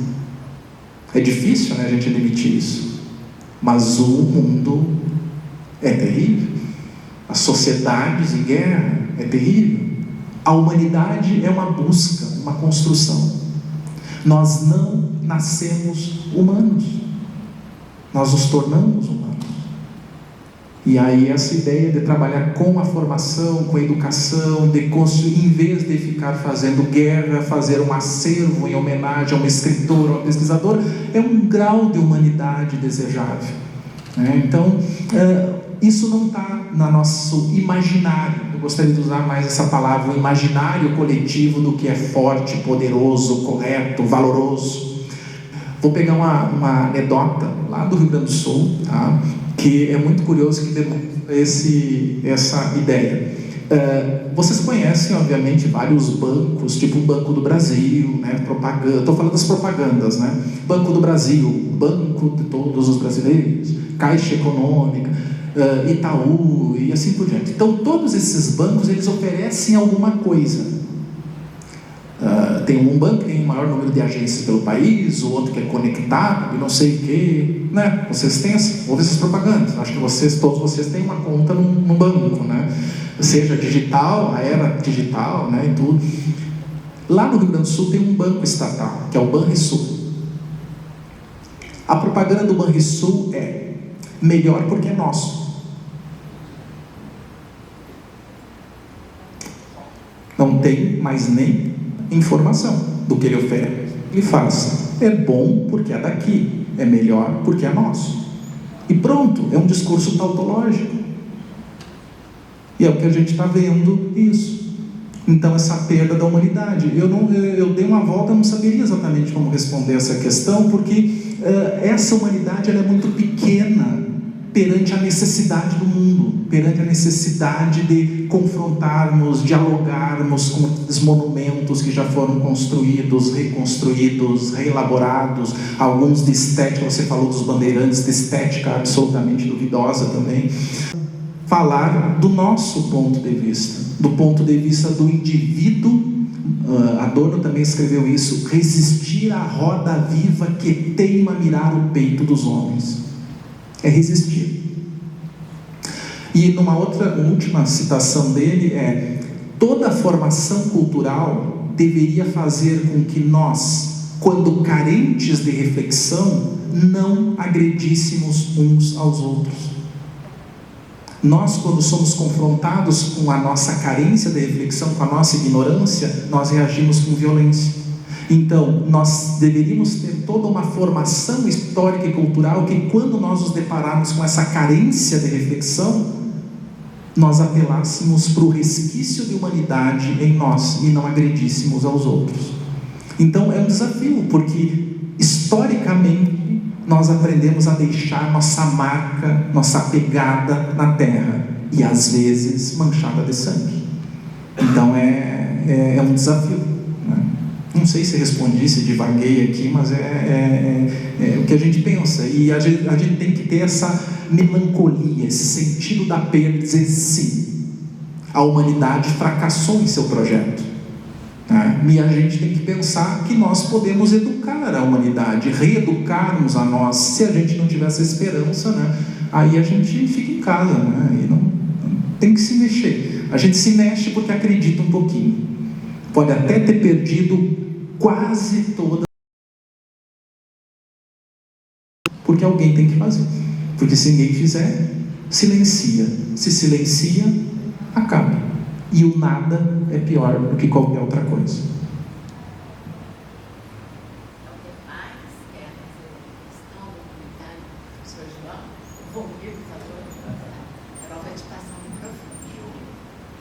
Depois de tanto adorno, né, Valmir? Ah, pois é. Estimular. Tem um futiano também, colega aqui?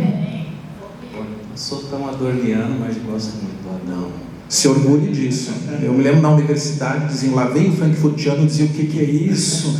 Me coloca no nível do Adorno? Não, mas era pejorativo. Aí eu comecei a dizer, então tá, eu sou. Agradecer ao professor João Luiz pela brilhante fala. Eu acho que para todo mundo aqui é um grande aprendizado, né? E eu fico lamentando que não tem também.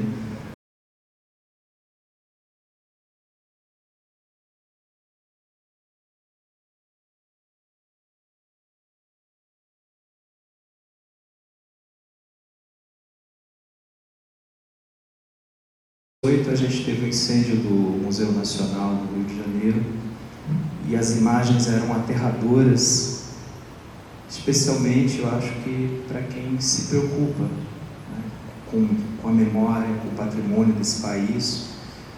E foi muito emblemático também ser em 2018, né, no momento em que o país dava uma guinada, né, do ponto de vista das suas direções políticas, para um viés bastante extremista, né?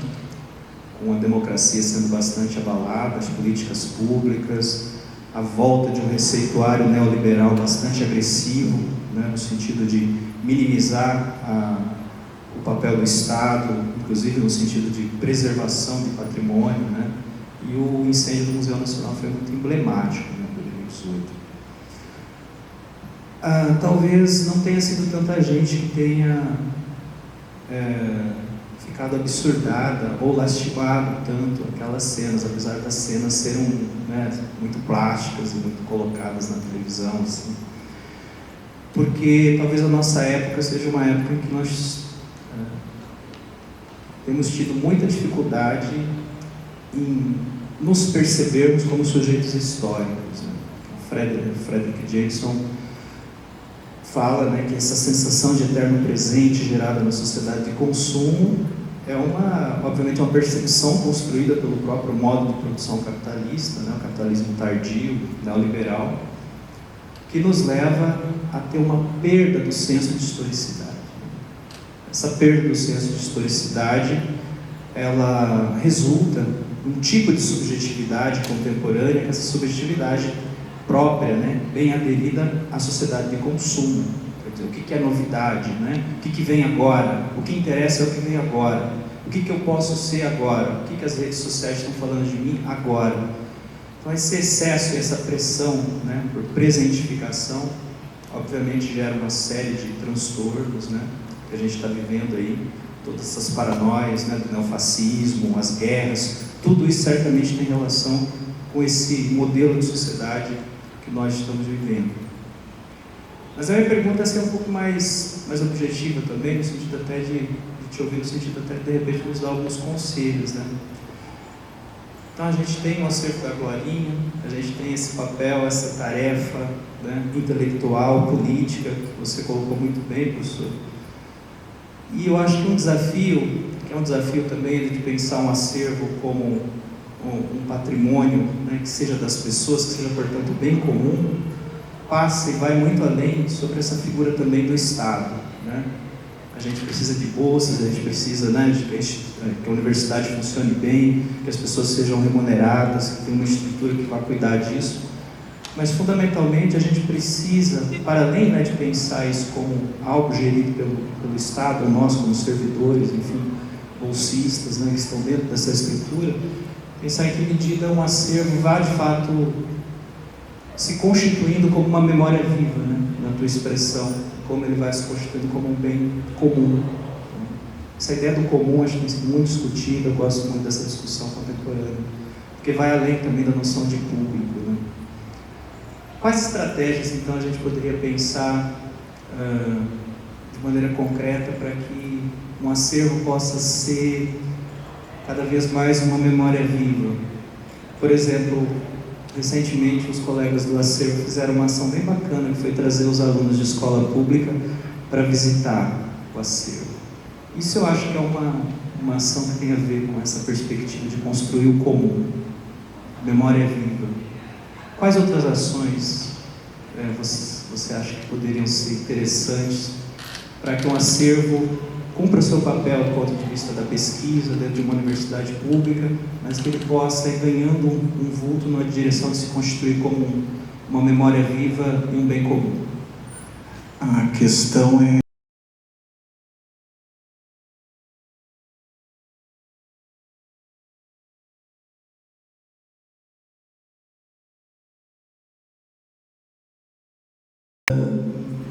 vamos dizer assim, angústia.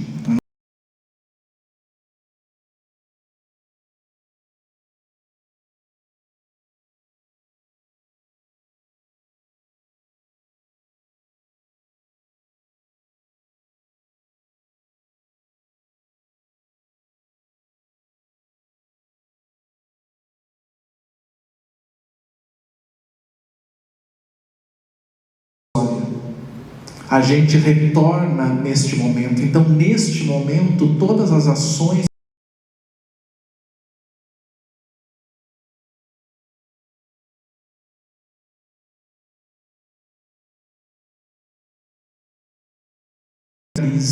acho que essa é a questão, e eu posso lembrar o que Humberto Eco falou quando ele foi convidado. Tinha uma preocupação, e ainda tem. Imagine uma guerra nuclear, né, em que toda a humanidade é extinta, e aí vai ficar aquelas usinas nucleares com aquela radiação, com aquele material que tem lá. Como é que esses seres que virão no futuro, né, não é da minha cabeça eu estou tirando isso, né, isso é um exercício de reflexão que fizeram com Eco. Como é que aviso que poderiam deixar naqueles tanques radioativos para ninguém abrir aquilo? Para um outro ser senciente no futuro não abrisse e morresse, né, com a radiação daquelas usinas que ficariam, né, e desativadas, inativas. Queriam que fizesse um desenho com uma caveira, mas de repente aquele símbolo não seria mais identificado, né, seriam outros seres, outra constituição biológica, alguma coisa assim. Aí Humberto Eco colocou o seguinte: eu sei que eu estou exagerando e que isso aqui é apenas uma brincadeira. Cria-se um tabu. O tabu sobrevive a uma guerra nuclear. Então o tabu pode passar até inclusive de um ser para outro biologicamente diferente. Você cria uma interdição. Aquela memória coletiva, etc., imaginária, etc., você cria um tabu. Claro, ele está brincando com isso, do mesmo modo que brincaram com ele, né? Como é que vai criar uma coisa absurda? Mas a ideia de educar, de criar, naturalizar o ambiente. A nossa humanidade foi muito eficaz na repressão e no recalque. As bases da nossa civilização, a repressão, o recalque, segundo Freud. Mas a gente pode trabalhar com essa gota de humanidade, nessa educação. Então, naturalizar para esses jovens, e aí jovens que estão trabalhando com vocês, essa nova geração aqui, os estudantes estão fazendo, o papel das jovens pesquisadoras que estão aqui, pesquisadoras, né, todas mulheres, as pesquisadoras estão fazendo aqui, o papel é importante para que o acervo, talvez essa seja a minha dica, eu tenho uma dica assim, né, naturalizar a presença do acervo como parte constitutiva da universidade, e que ele não seja algo estranho à rotina acadêmica, a rotina dos trabalhos, que ele seja algo assim que as pessoas entendam. Está lá, não questiona, ninguém questiona uma biblioteca ali, não pode questionar o acervo também, tem que ser absolutamente natural, criar uma condição de naturalidade a partir da educação. Claro que tem o desafio da instituição pública, do financiamento. Eu comentei que o Instituto João Simões Lopes Neto, ele é uma instituição que tem colaboradores, mas ele tem um gerenciamento, né, comunitário, então ele é uma instituição privada de interesse público, então ele tem os seus outros desafios para ser mantido, mas no sentido dessa humanidade, vocês já estão fazendo isso. Então a única coisa que eu penso é: naturalizem esse processo, façam com que as escolas comecem a vir a você. Eu quero ir lá no acervo. Não interdite um espaço do acervo por inconveniência ou por qualquer outra coisa. Naturalizem para os colegas, professores de outras áreas, de outros cursos. Não pode ser, aí eu sou meio enfático nisso, um tiro no pé seria o acervo das letras, o acervo das humanidades. O pessoal das exatas, tem que se interessar por esse espaço, tem que começar a naturalizar como um espaço da universidade, e da universidade para a rua, né? Abrir as portas e olhar pela janela, ver o interesse da comunidade, ver esses elementos, trazer, complementar com elementos de fora. Talvez é a única dica, assim, que eu possa pensar a partir do que vocês já estão fazendo. Então, você já tem a resposta, vocês já estão fazendo. Então, é só não esmorecer, não desanimar. A próxima geração, que vem com outro, vai dar certo? Não dou garantias. Mas é a única forma, né, que a gente pode fazer sem se tornar, a gente se fechar em si mesmo, sem se tornar dogmático também. Boa noite. Mais uma vez queria agradecer à mesa, ao palestrante, por nos trazer todas essas brilhantes, né, revelações sobre a literatura do Rio Grande do Sul, sobre a experiência com os acervos por lá, né? E eu vi que assim, tem várias experiências, né, algumas bem-sucedidas que eu já conheci também, né? A Casa Mário Quintana, né? E outras também, infelizmente, né, que não se concretizaram, como o Carlos Abreu. Né? Então, pensando assim, a gente tem algumas experiências, né? Eu já visitei com a Rosana também, a da Cora Coralina, em Goiás, né? Quase que eu trouxe, seria um dos meus exemplos, desinchar um pouquinho a apresentação, né? Tem N experiências positivas, mas eu também quis trazer esses fracassos, né? Para a gente não se sentir tão seguro. Sim, aí eu pensando nesse movimento aqui entre nós, né? Porque eu sou professora de literatura portuguesa e em Portugal é muito forte essa ideia da casa-museu, né? Então, eu já visitei várias, visitei Tormes lá, onde o Eça de Queiroz viveu, escreveu uma parte da sua vida. Já visitei Amarante, a casa do Teixeira de Pascoais, também a Amadeu Souza Cardoso. A gente tem várias experiências lá. O escritor que eu estudei, também visitei, tem duas casas, que é o Miguel Torga, né? Casa Museu e a casa acoplada à Casa de Nascimento. Então, eles levam isso muito a sério. E pelo que eu pude perceber, o movimento é assim, a municipalidade, ela encampa a ideia da casa-museu como um reconhecimento ao sujeito que viveu, escreveu sobre o lugar, fez sua vida, ajudou a construir o imaginário daquele lugar. E isso implica muitas vezes em gasto financeiro, porque a filha do Torga me falou, eles compraram, o município comprou a casa da família, porque às vezes a família também não tem muito dinheiro, precisa desse imóvel, né? Então a municipalidade compra e aí se constitui com aqueles manuscritos, uma biblioteca, né? No caso do Miguel Torga, tinha a parte da biblioteca dele, tinha os objetos, quadros, né?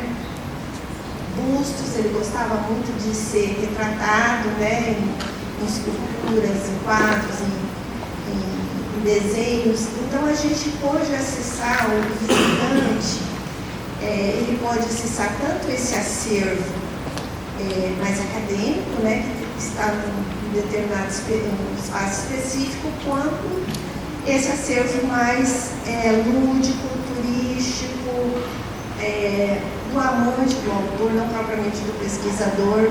Né? Então, eu acho que no conceito deles é um fator turístico você ter aquele espaço lá para visitação.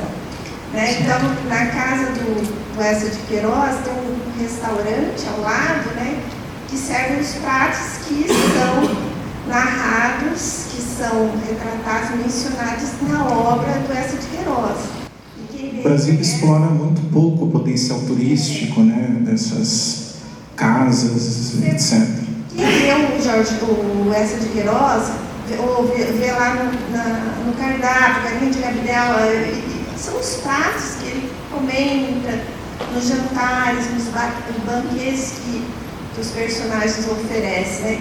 Então, há muito, quando eu fui na casa do Essa de Queiroz, era um dia chuvoso, mas tinha muita gente lá fazendo esse tipo de turismo. Né? E pensando também no comentário, na fala da Mariana, na questão das fotos, das imagens, né? Outro potencial que eles exploram muito é da fotobiografia. Aqui a gente não tem muito essa cultura de fazer fotobiografias. Tem algumas, né? A Clarice Lispector, mas não é algo assim tão difundido.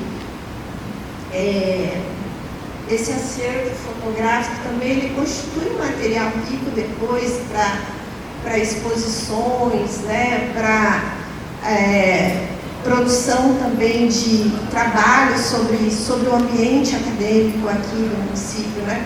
E você falando no final da importância das escolas, né? Nesse processo de visitação aqui, me parece assim, interessante se um dia tivesse um concurso de redação escolar, de textos escolares, né?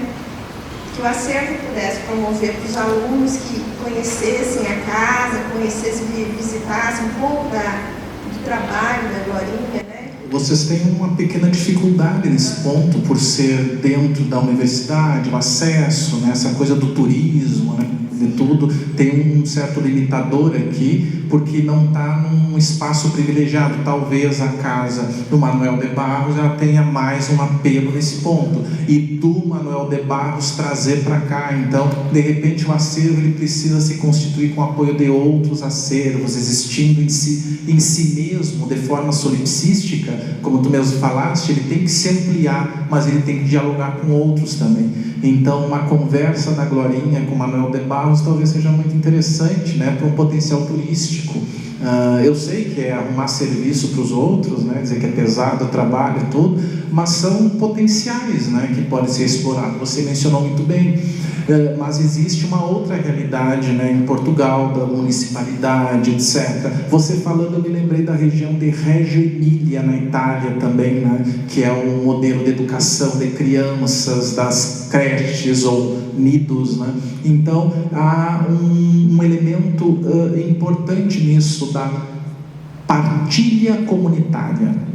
Então, a comunidade investir nisso. E, infelizmente, o que eu escrevi aqui, coloquei para vocês, hiato formativo, no Brasil nós não temos como cultura essa participação da coletividade, da comunidade para essas questões. Então, é diferente, e a única forma de tentar quebrar com isso é envolvendo, né? Fazendo concursos, de repente, envolvendo os próprios professores. São tentativas, né? Mas nós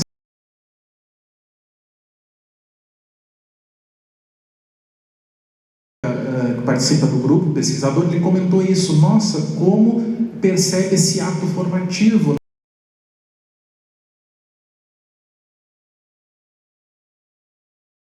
Não aprende elementos que são fundamentais numa formação mais ampla. Então,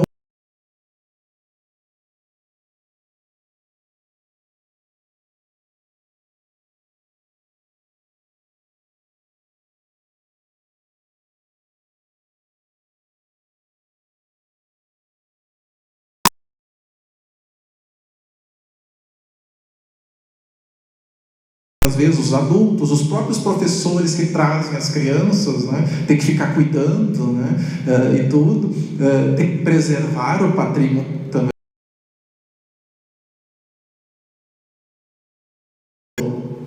Mas são modelos diferentes, eu não saberia É tudo uma questão política. O que o professor mencionou agora, os ventos políticos nos arrebatam. E aí a gente fica à mercê de um pensamento que não se consolida como um projeto comum. O único projeto comum que o Brasil teve desde a sua colonização foi o projeto escravista, de exploração da sociedade. O único projeto que deu certo. O restante tudo são tentativas que em alguns momentos se estabeleceram. Posso citar também a ideia de uma sociedade de ficção. Nós nunca tivemos uma cidadania plena. A nossa cidadania ela só existe no âmbito da ficção e muitas vezes por um viés de crítica, de pobreza, como Fabiano de Vidas Secas, né, e como Policarpo Quaresma, tentativa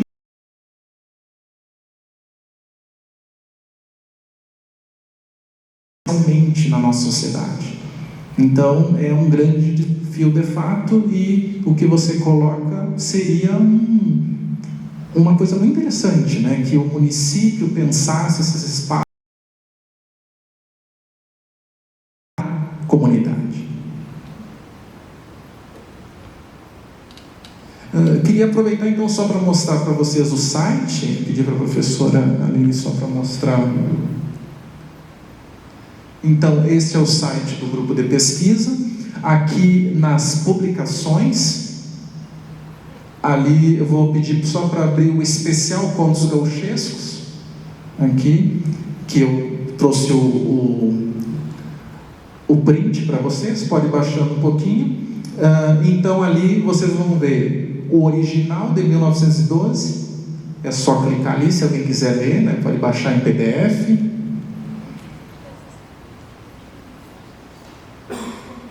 Não precisava agora, mas aí já vamos visualizar um pouquinho, só para vocês verem. Isso não está no site do Instituto João Simões Lopes Neto. Isso por ter feito esse trabalho que eu acabei colocando no site da universidade. Então, isso é um grande desafio também.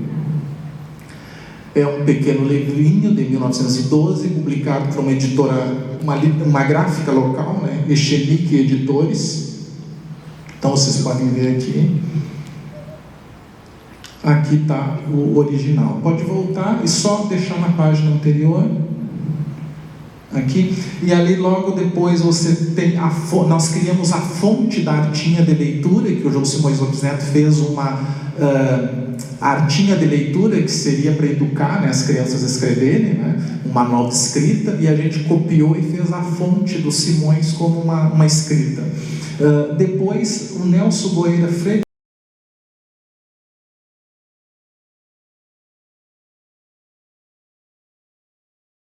Nelson, algumas delas foram publicadas em edições do João Simões Lopes Neto, e é um importante artista plástico, e que essas gravuras inacabadas estavam jogadas lá no Instituto, e a gente, mesmo não sendo do Simões, a gente digitalizou e preservou esse material. Tem umas ilustrações, pode subir um pouquinho, desculpe, vamos baixar um pouquinho, baixar.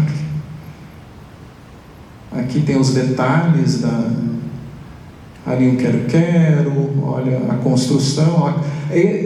Essa aqui, esse desenho para a capa do Lendas do Sul, achei maravilhoso essa ilustração, né? Então esse material todo estava lá, e mais, né, material estava lá que a gente foi digitalizando. Então nós não disponibilizamos tudo, mas tem muito material ainda disponível.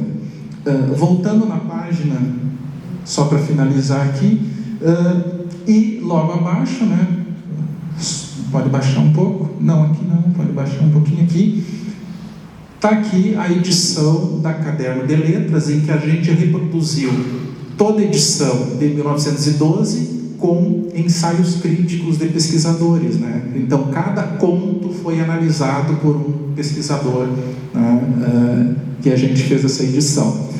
Uma dica, fora a educação, a formação às crianças, seria produzir alguns textos desse tipo por uma revista, por alguma coisa, recuperando essa identidade e trazendo um acervo de fundo. Então o acervo vai adquirindo uma importância também dentro da instituição. Então eu tenho essa dica que é mais filosófica, vamos dizer, né, educacional, e tem essa que é mais pragmática aqui, né, como pesquisadores, vocês começarem a produzir alguma coisa, reeditar algumas obras da Glorinha, introduzir já estão pensando nisso, imagino, e colocar o selo do acervo, e o selo funcionar como elemento de visibilidade, né, para isso. Então vai naturalizando a presença do acervo institucionalmente. É uma questão bem pragmática, porque a gente tem que lidar com essa sobrevivência, né? com reles do dia a dia. Então, mostrar para vocês que, mesmo o Instituto não fazendo, a gente tentou fazer alguma coisa. A gente disponibiliza o material, a gente insiste, né, com algumas questões e vai sobrevivendo, vai empurrando. Não participo diretamente do Instituto, mas tento fazer, assim como outros colegas, né, fazer a nossa parte, trazer alguma coisa. Recebi várias mensagens de pessoas interessadas na obra do Nelson Friedrich, porque não encontro em lugar nenhum. O único lugar que ela está disponível é no site do ICA, ou no Instituto diretamente, né? Então tive a possibilidade de disponibilizar, as pessoas acessando, né, o site, tiveram um contato com a obra. Recebi algumas críticas do tipo, você não poderia ir fazendo isso, né? Tem a família, tem o direito. Sim, eu peguei os que estavam jogados lá, digitalizei e botei ali, né? Às vezes a gente tem que se fazer de louco, né, para poder disponibilizar algo para todos, né? Democratizar o acesso. Até porque aquilo ali não está no formato de uma publicação, só está disponibilizado, é um material solto, isolado. Então a gente vai tentando achar brechas para conseguir driblar certas restrições, críticas e sobreviver, com pesquisa, com acervo e aquele resquício da nossa humanidade, né? Parece tão...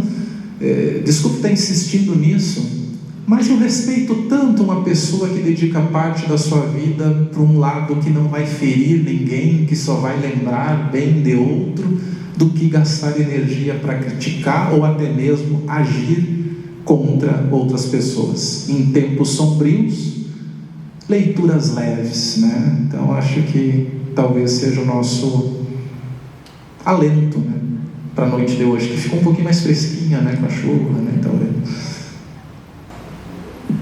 Nós vamos, apesar da agradável noite, do agradável dia, né? Nós vamos infelizmente ter que terminar, tá? Agradecendo muitíssimo ao João, agradecendo muitíssimo a Maria Adélia Menegazzi, que não está aqui, mas a Aline, ao Daniel Abrão, ao Herbert também, as meninas do acervo, vou chamar de meninas, elas estão bem mais novas, né, que eu, tá? Todas elas, tá? Não vou citar os nomes, mas o coletivo das meninas, tá? E pensar que futuramente o próprio colóquio é uma maneira da gente divulgar o acervo, tá? De apresentar, ainda que, vamos dizer assim, no primeiro momento, para a comunidade da UEM, se estiver no geral, tá? Mas o evento também vai se tornando uma tradição, e essa tradição, ela chama as pessoas, tá? E agradecer imensamente aqui a Aline, tá? E a todo o esforço que ela faz em torno dessa presença, ainda que na ausência da professora Maria da Glória Sarrosa. Então, agradecemos a todas e a todos os presentes.